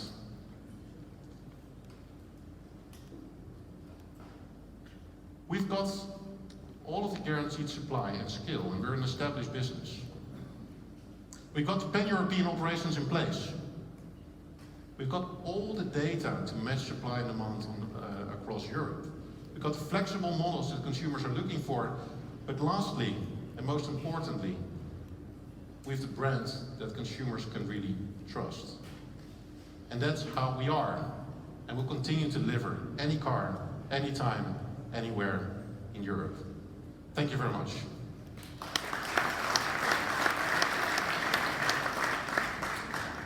Thank you so much. Now we're talking about smart cities. Everything is changing in our, please come on stage, everything is changing in our private lives, but there is also a public life, and as we know from the Kuskuta example, there's a lot of change also cities have to think about. We have here Siemens, E.ON and Airbus, some of the largest companies in Europe. We're very honored to have you. You're bringing together, we say, champions and challengers. You're obviously the champions. You are challenged, yeah? There are lots of trends happening. You have launched your own operations to be active in the new world. You have partnered with companies. Prepared a few questions, and I think the most interesting one for me is there are so many trends happening around cities. I would like to know from you what you see in your jobs is really the biggest change. Maybe we start with Dirk in the middle. Yeah, we see that there is a strong trend towards sustainable flying, because as we still see that numbers of flight or passengers still doubling every 15 years, and the aviation industry is equaling 2% of the CO2 emissions globally, we have to make... How much percent? 2% of the global emissions, which is like, I think, the whole Germany. So we have to look also, when we look at the growth rates, we have to look towards green aircraft. So what we're currently doing, and this we do together with Siemens, we look at hybrid and electric flying. So we've already done for years now some collaboration on R&D together. We have developed a first aircraft that even flew across the channel, fully electric. But we now look also at bigger aircrafts in order to go first with hybrid. But of course, depending on the speed of the development of batteries, looking at electrical flying in the long term. Is any of you guys developing batteries? Well, we're not developing batteries. We actually, the biggest issue, and I'll go a step back. Yes. Your biggest question was, what are the biggest changes we're facing? And I'll ask this to the room, actually. Who in this room has a kid which is between 12 and 18? Just raise your hand, just if you have a kid between 12 and 18. What do they, not a lot, so you're young, good, or too Or old. shy. Or shy, could be shy. But is your kid going on Fridays to the Greta events and basically protest that you're going to leave your kids a world which is worse than it was before? Not yet. Mine is, so trust me. But she's in New York. In New York, it's a little bit different. Well, we had this famous girl in a World Economic Forum. Greta. So what I'm trying to say, just the New Yorkers didn't really understand it yet. New Yorkers use 26 times more energy than people in Jakarta. So the biggest issue we're facing at the moment, just to go forward, is that we live in a world where there's still 3 billion people, which are going to be more by 2050, and if we're all going to use the same energy mix we have today, we're all going to be doomed. So the things Dirk is doing, the things Carsten is doing, is we need to fundamentally address this change. And we call it the 3Ds. Decarbonization is changing everything at the moment. So the idea of being much more sustainable. In order to do this, the network will be much more decentralized. So energy will be produced, you produce energy, everybody will produce energy and exchange it. And in order to do this, this is why we're here, we need to be digital. So these are the biggest changes we see, and I think that it's something which we need to solve, and we need to work big companies, small companies together to address it. Because if not, if everybody would use as much energy as your daughter, then we would have an issue. Not if everyone has so much energy like my daughter. Exactly. Carsten, E.ON is one of the biggest energy providers. Do you have green energy? What is the mega trends you see? Today we actually have a lot of green energy, and we've completely changed our entire business model in the last years. And well, what's driving that? At the end of the day, it's technology. You know, we are able to produce energy that makes the world go round in a sustainable way due to technology. And we had to entirely change the business model. We had to spin off all the parts that made us strong. Power plants, fossil fuel-based power plants. We don't have that anymore today. And we've gone all in with regards to networks that enable this decentral world that is also digital, because you have to do that in real time. You have to exchange a lot of data. And we do that for solutions for customers based on renewable solutions. And I think we are privileged in a way that we are able to try to help a little bit to tackle one of the big questions about how do we move into a sustainable future with the infrastructure, using technology and working together with clients. And that, of course, is a fundamental shift in how we think. And when I took the job, I was thinking a lot to join why join the energy industry. And my son... When did you join? 3.5 years ago. And my son at that time, when I took the decision, texted me, Dad, don't worry too much about it. I think this is a cool job because you maybe have the chance to help a little bit to make this place a little bit better. And that's very purposeful, and I feel that today. I mean, what a change, huh? 3 large companies, and you obviously are the infrastructure of our society, and you ask them what's mattering the most, and you all say it's basically having a green future. Now, who is going to make it happen? I remember I was in New York, actually, with my daughter in the Central Park for Global Citizen, which is a charity, and they had a consumer goods company on stage, and they were talking about abolishing plastic bottles. And they were very proud because they said, by 2032, we won't have any plastic bottles anymore. And everyone, wow, really? Well, that's in more than 12 years, and by then we had 8 CEO changes probably, and nobody remembers. So here you seem to be examples of genuine environmental protection and sustainable future. What is coming from the politicians? Because in my view, they're completely over-challenged to regulate today's world, and then they have this 4 years election processes, so usually they're worried of getting elected again or not being negatively in the press.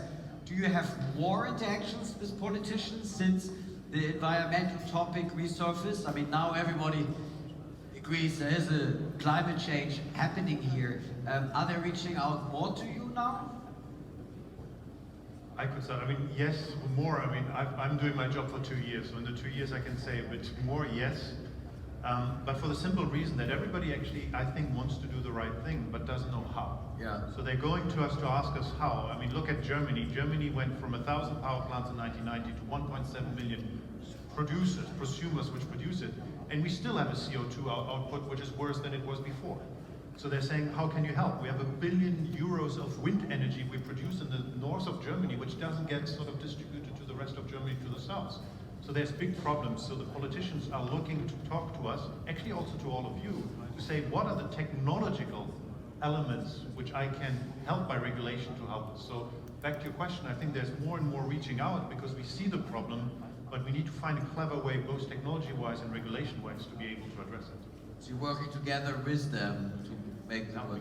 I think if you tackle some of the biggest questions like energy, you know, there is no Google without energy, there is no life without energy, there is no progress without energy. These are one of the biggest fundamental questions. I think it's important that all stakeholders talk about this. Clearly, the energy sector is a highly regulated business for very good reasons.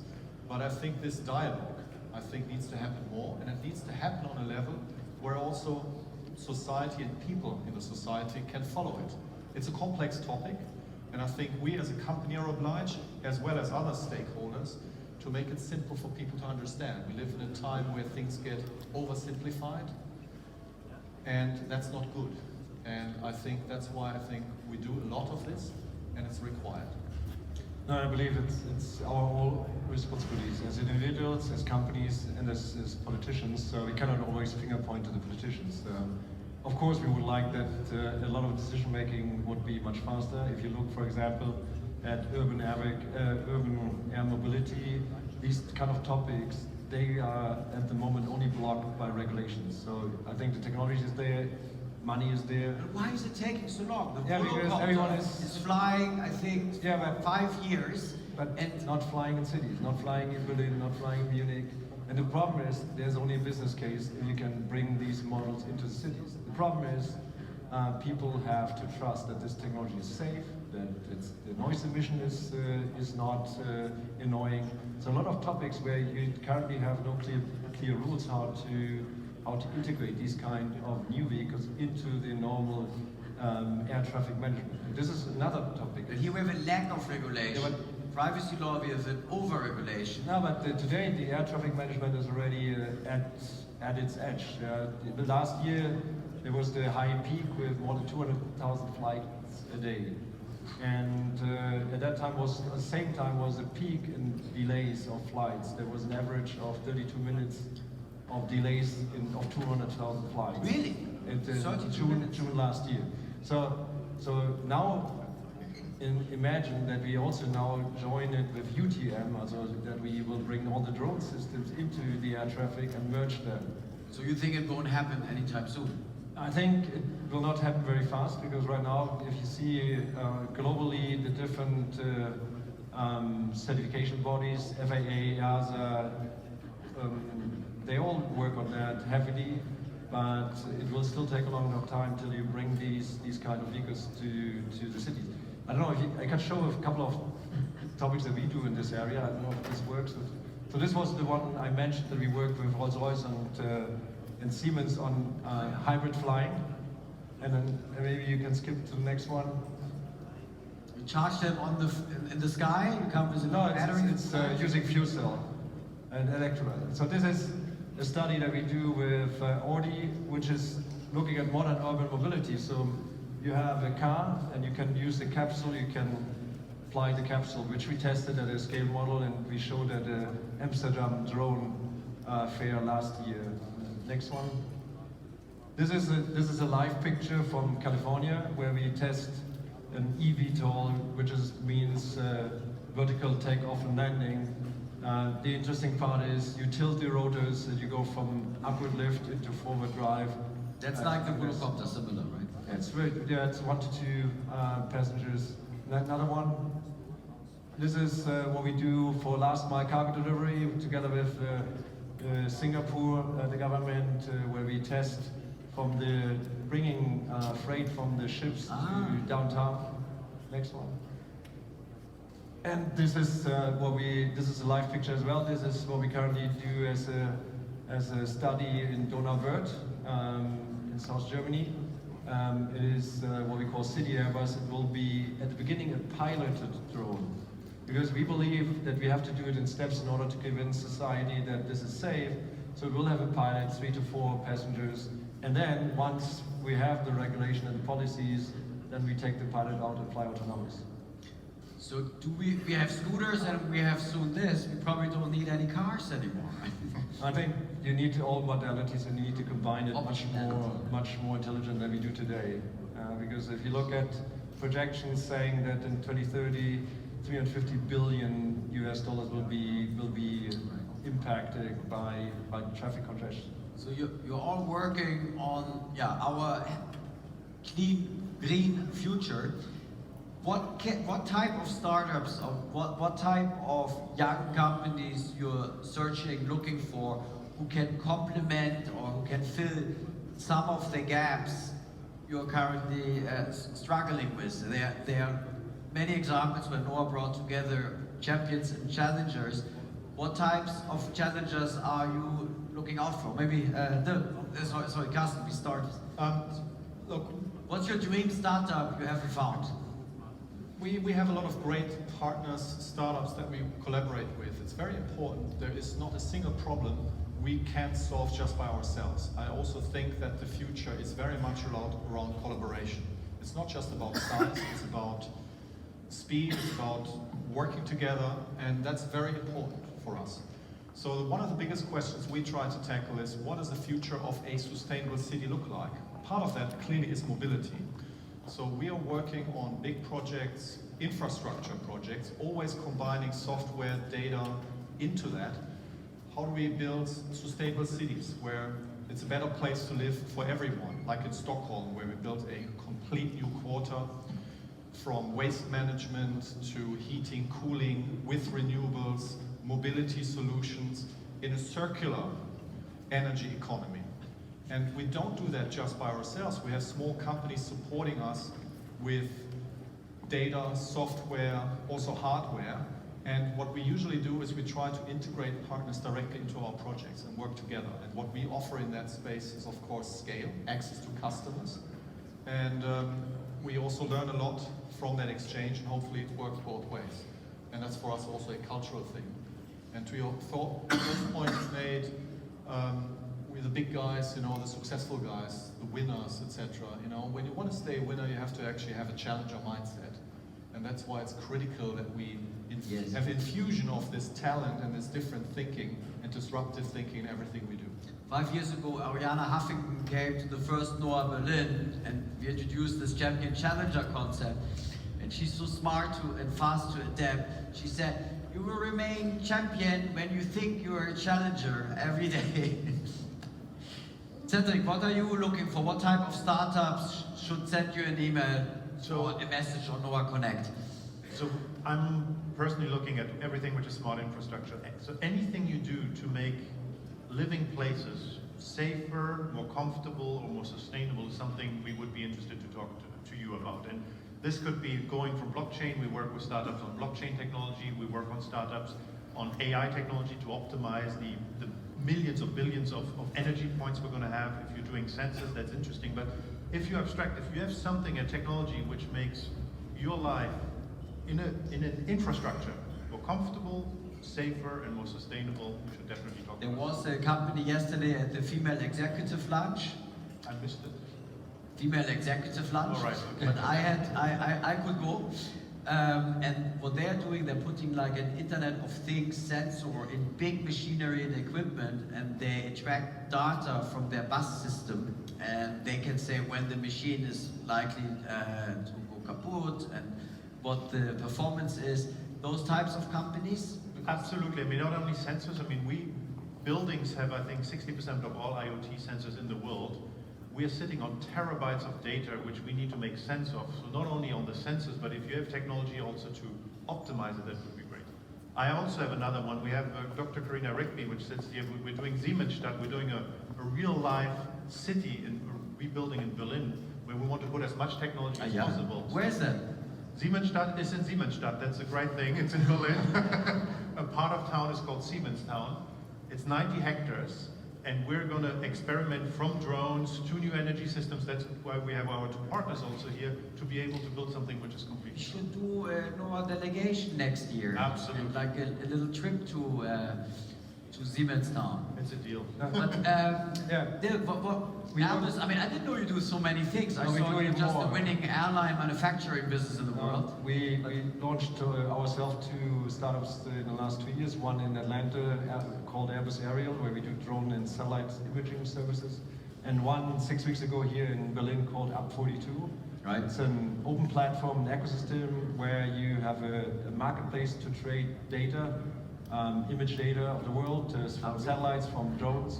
And what is on top is you can buy also a full business model. You can buy data and algorithm, and for example, you can count cars on a parking place. So this is full automated, so we do these kind of things. What we also do is in July we will launch an innovation center in Munich, where we invite third parties, companies, universities. The University of Munich will join us on their campus for the aerospace and space and geodesy. And we will also then create a micro factory together with local motors, where we invite everyone else for crowd development, co-engineering, and rapid prototyping. So it is, we will have a lot of engagement with small and startups. But he's too humble. He sits on 50% of the worldwide geospatial data you have access to. I mean, if you have any geospatial problem, Dirk is probably the person to. Well, I think Boeing has some problems, according to the press. Maybe you can help them, the American friends we have. Well, I think it's wonderful to hear that the green future is on top of your minds, because you're the ones who can actually make it happen, as long as the politicians let you, but it seems you are talking a lot. So we're very glad you are here, and let us know what startups you're looking for, even offline, by email, by phone. We will find them for you. That's our job, to bring the hot European startup on stage. Thank you so much. Perfect, thanks. Now the next one is not a startup anymore, but it's certainly still very, very hot, because when I checked, when I prepared myself for Noah, and Niklas is one of my favorite people, because you did what you said. Please come on stage, CEO of Delivery Hero, amazing IPO, and you grew still 50% at GMV of the 60%, but there was a bit of, I think, tiny M&A maybe. But what is the GMV you have now? How many? Oh, I don't even know. We do 50 million orders a month. But it's growing really fast. So only the start. Thank you so much. We do a presentation or?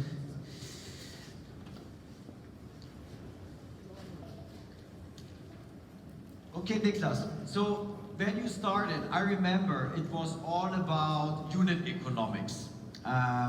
Getting food from a restaurant and then squeezing yourself in between the restaurant and the person who wants to have the pizza delivered.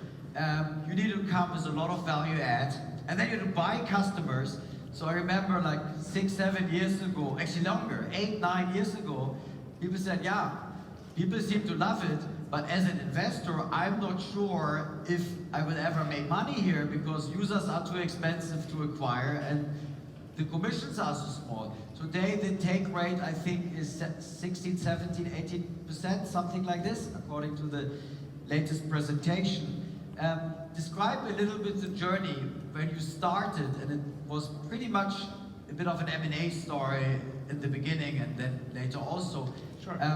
How did you manage to build such a great business of such a wonderful market cap in such a short time?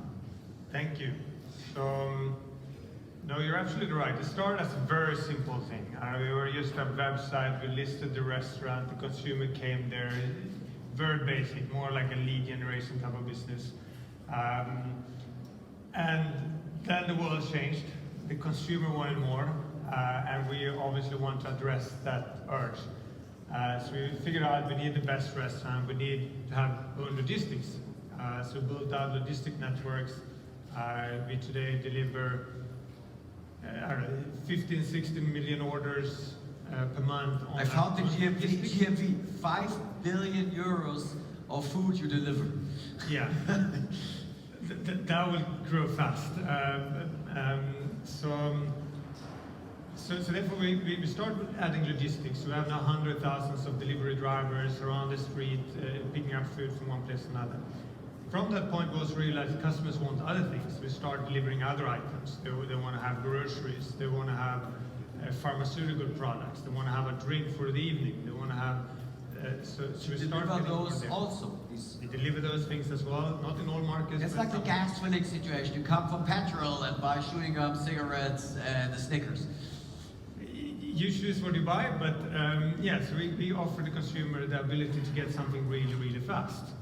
We then realized that the food is still not good enough, so we also then started to build our own kitchens, our own restaurants, our own concepts. We have cloud kitchens also. We have cloud kitchens, we have our second generation kitchens, we have dark kitchens, we have all type of kitchens in different concepts. So we started something very simple, and we spoke about unit economics, how we make unit economics work here. And then we added all that complexity to today be a much better company for the users and consumers, but I think the question is still there, like how do we get unit economics and how do we get profitability to work? And I made a terrible mistake. 93% was your GMV growth in Q1. Revenue growth 93%. GMV is slightly below, but it's still very fast and it's accelerating growth. So our year-on-year growth is actually accelerating, it's not declining. So it's. So what is the future then? I had recently Stuart, who is the head of strategy of Ocado, which is a supermarket infrastructure or SaaS provider. They're helping them to deliver. And we had a lot of esoteric, philosophical discussions about the consumption of food. And I would like you to talk about, you get groceries and cook yourself. You get these meal-based deliveries, Marley Spoon and HelloFresh, and we had them both on stage in the past, versus still the restaurant cook. Some people shouldn't cook. What do you think is going to happen? Then we have the cloud kitchen. I think Deliveroo in London, Vilshu was on stage. They told us that many of the restaurants only deliver, so they don't really care about receiving guests anymore.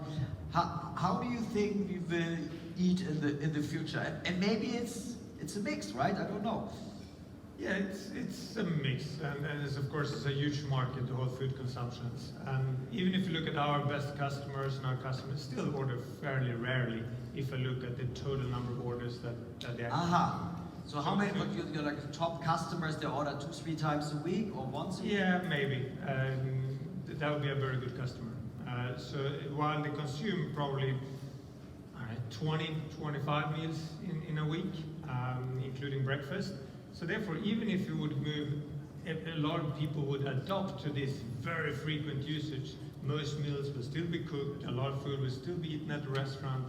I think there will be a lot of changes, but of course we believe that a lot of people want to have the convenience aspect. They want to enjoy the time with their friends, they want to enjoy a good Thai if they can't cook an own Thai, and sometimes want to have that. So it's a really mix then, no? You still cook, you still order your pizza, and is pizza the biggest? You worked with Pizza.de at some point, no? What's the number one? What do people eat? Oh, it's very different market to market. Pizza is of course still a large one, but I think, I don't know, the whole Middle East is a very large market for us. The general Middle Eastern food and so on is very big. But I think in general the consumer behavior is probably that convenience is going to be larger. You want to have things faster, you want to have less effort, you want to spend more time with family or watching movies or going out for a date, whatever it is. But you probably will spend less time there, and that's why time and convenience is very important.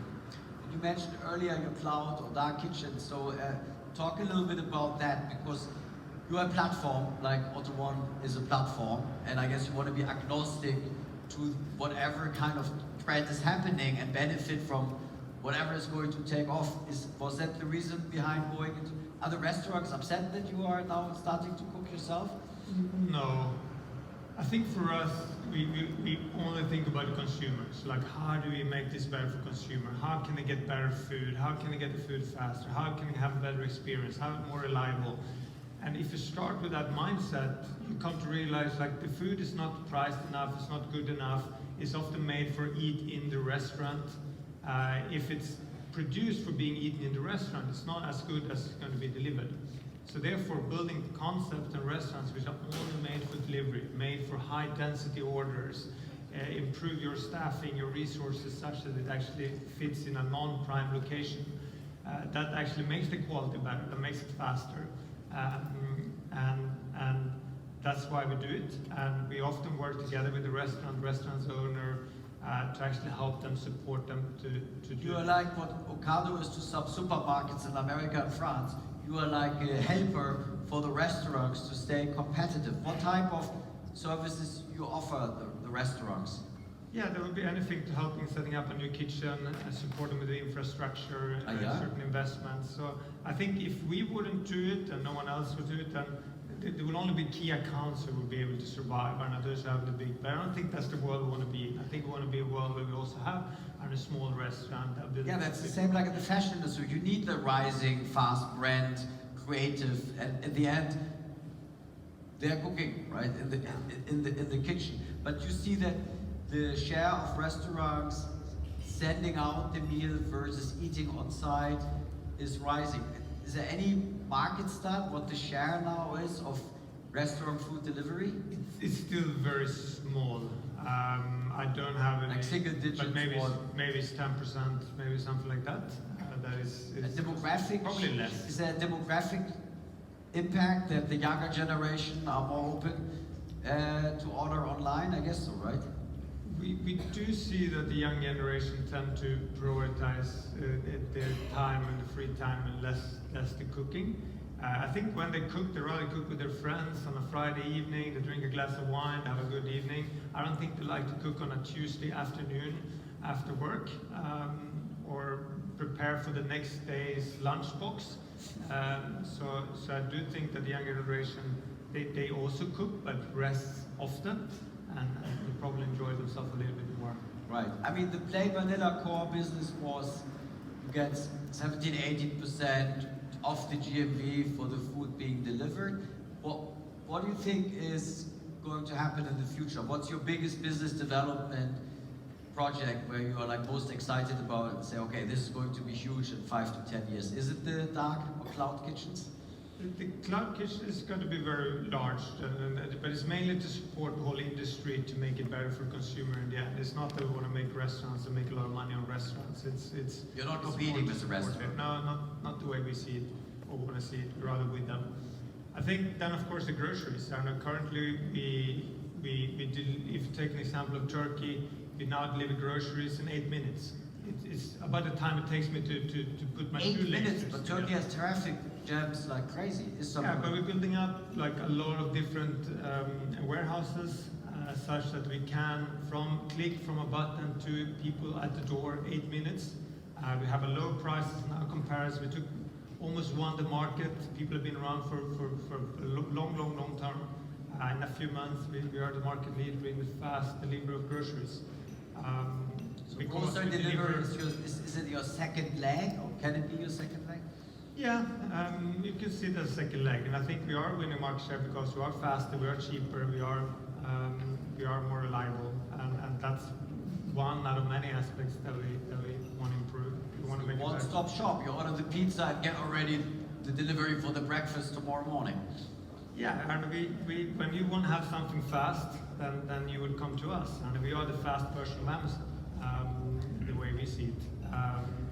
And any drones you are trying to use yet? We do. I still think there is some time away, especially in central cities, in suburbs, smaller places, or peer-to-peer. You deliver already in some weird areas, some we do, but city? it's test. So we do, but on a test basis, and it's rather from port to port, such that you can take from one side of the city to another side of the city and then distribute it from there.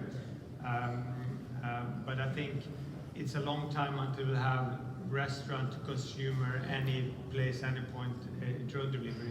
I'm not even sure that is the future I prefer either. So a few things we don't need, right? Maybe we don't need the drones because there are other ways to deliver. Maybe last question. Are you open to acquired businesses? Anyone who should listen up? What type of businesses you have? I think cloud kitchen providers coming later.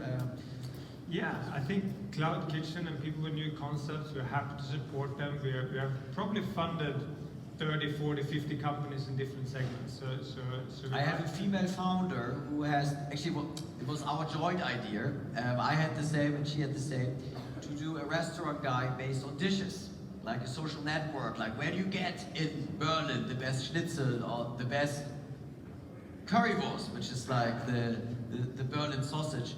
Are you interested in also content strategies? Yeah, we are, definitely. Amazon bought an internet movie database in the beginning and it helped them a lot. Yeah, and we also invested in 3, 4, 5 concepts around kitchens and kitchens provider, kitchen concept, meal provider.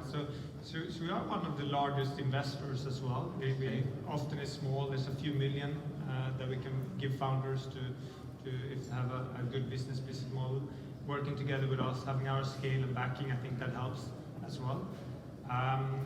If it's not as a core part of our business, then we probably prefer to invest rather than acquire.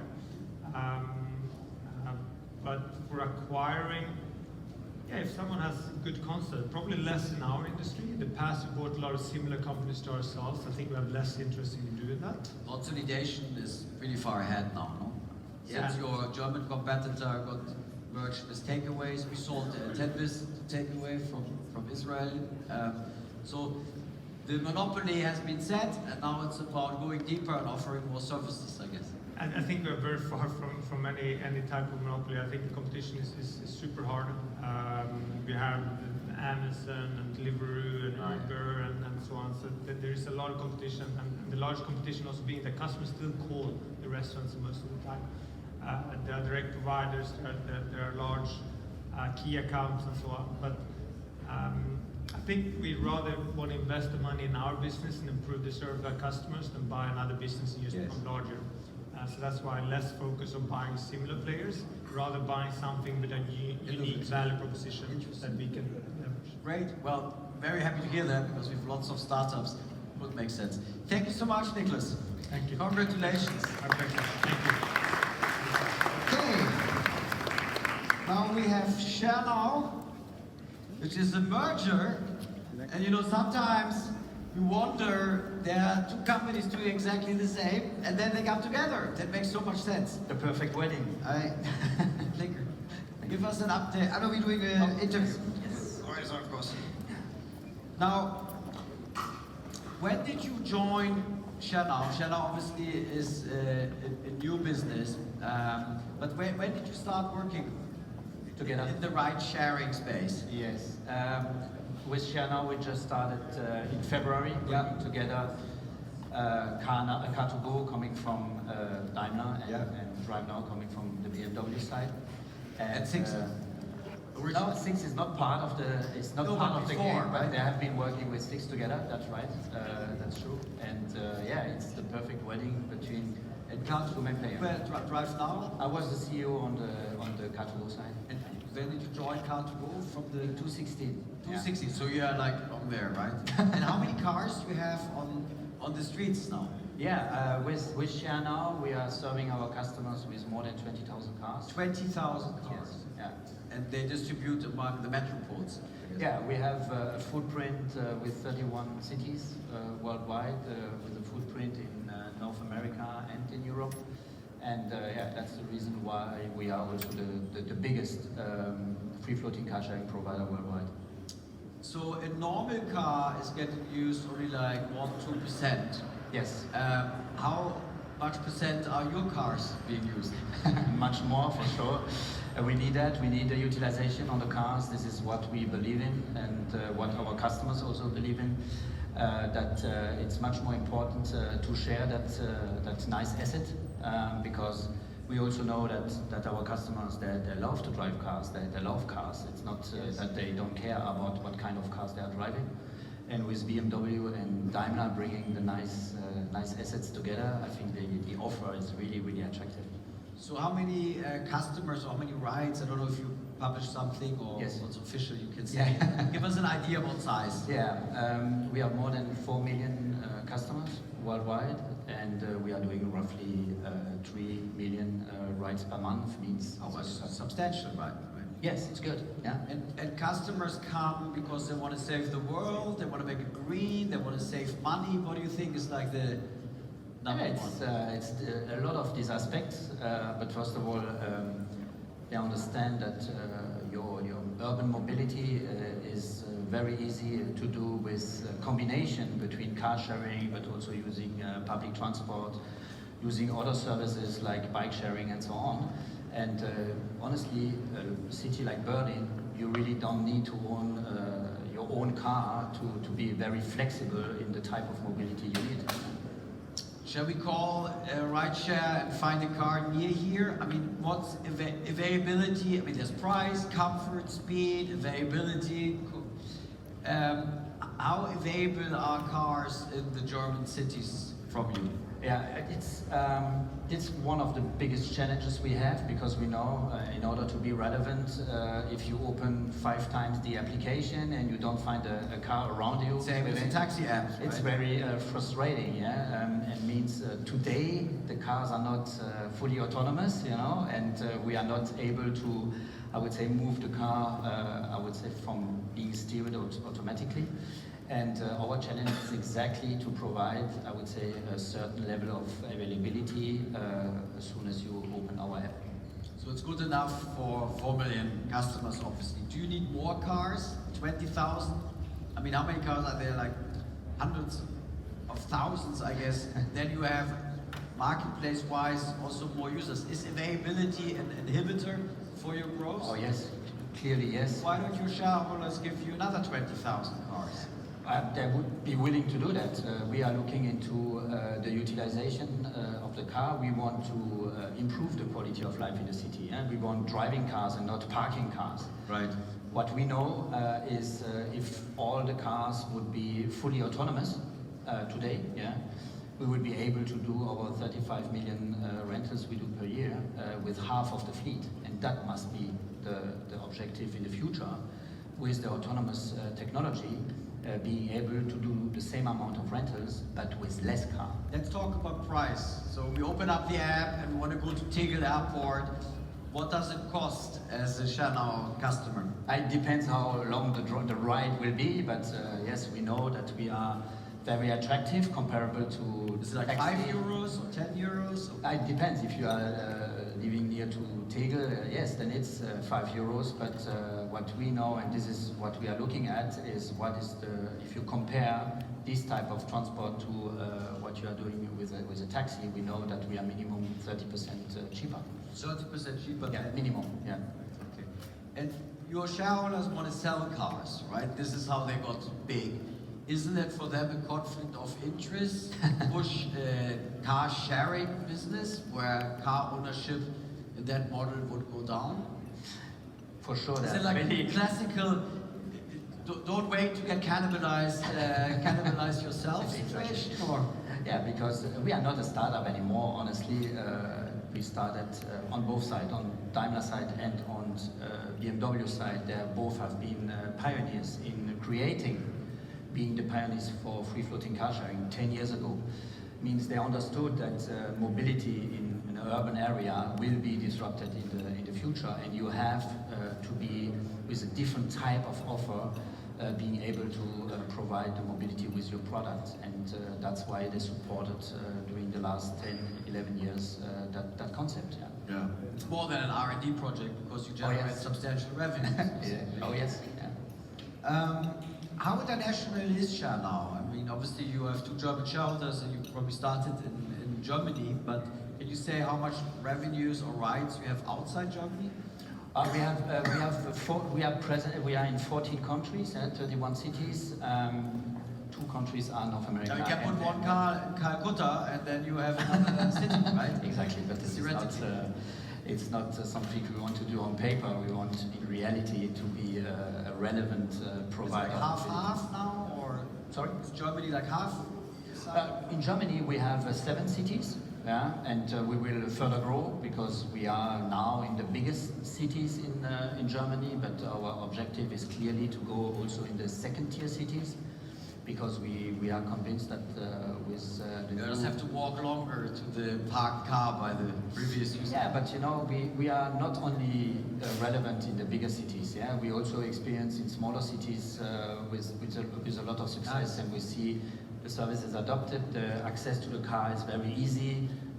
It's a combination between being digital and using a real asset. Right. And I think it's really appealing what we are offering to the customers. What's the average age of your customer? Yeah, that's very interesting. It's moving. Today it's between 30 and 35. Oh, so it's quite...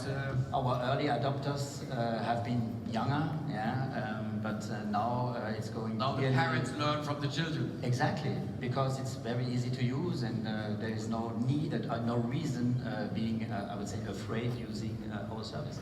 Right. Mobility is becoming very competitive. To go from A to B, you have many options, and optionality brings competition. Who are you competing with in the car sharing market specifically? Since you merged now in Germany, are there any other players? There are other players with other type of offers. Drivey was there, but I think it got acquired. But what is important is all these players, first of all, are trying to convince the biggest competitor, and the biggest competitor is the mindset of the people still in the city. A lot of people still believe they need to own their own cars. It's a status symbol for some. And it's also a status symbol, yes, that's true. And that's why we are happy also having other providers in the markets with other types of... Open up the market. Exactly, and also bringing more relevance to this type of mobility and sharing to the customers. I think it's wonderful. It's a joint project by 2 big champions in Germany who work together. Yes. To make the world a better place. So be proactive. Yes. Thank you so much. You're welcome. Appreciate our talk. Thank you.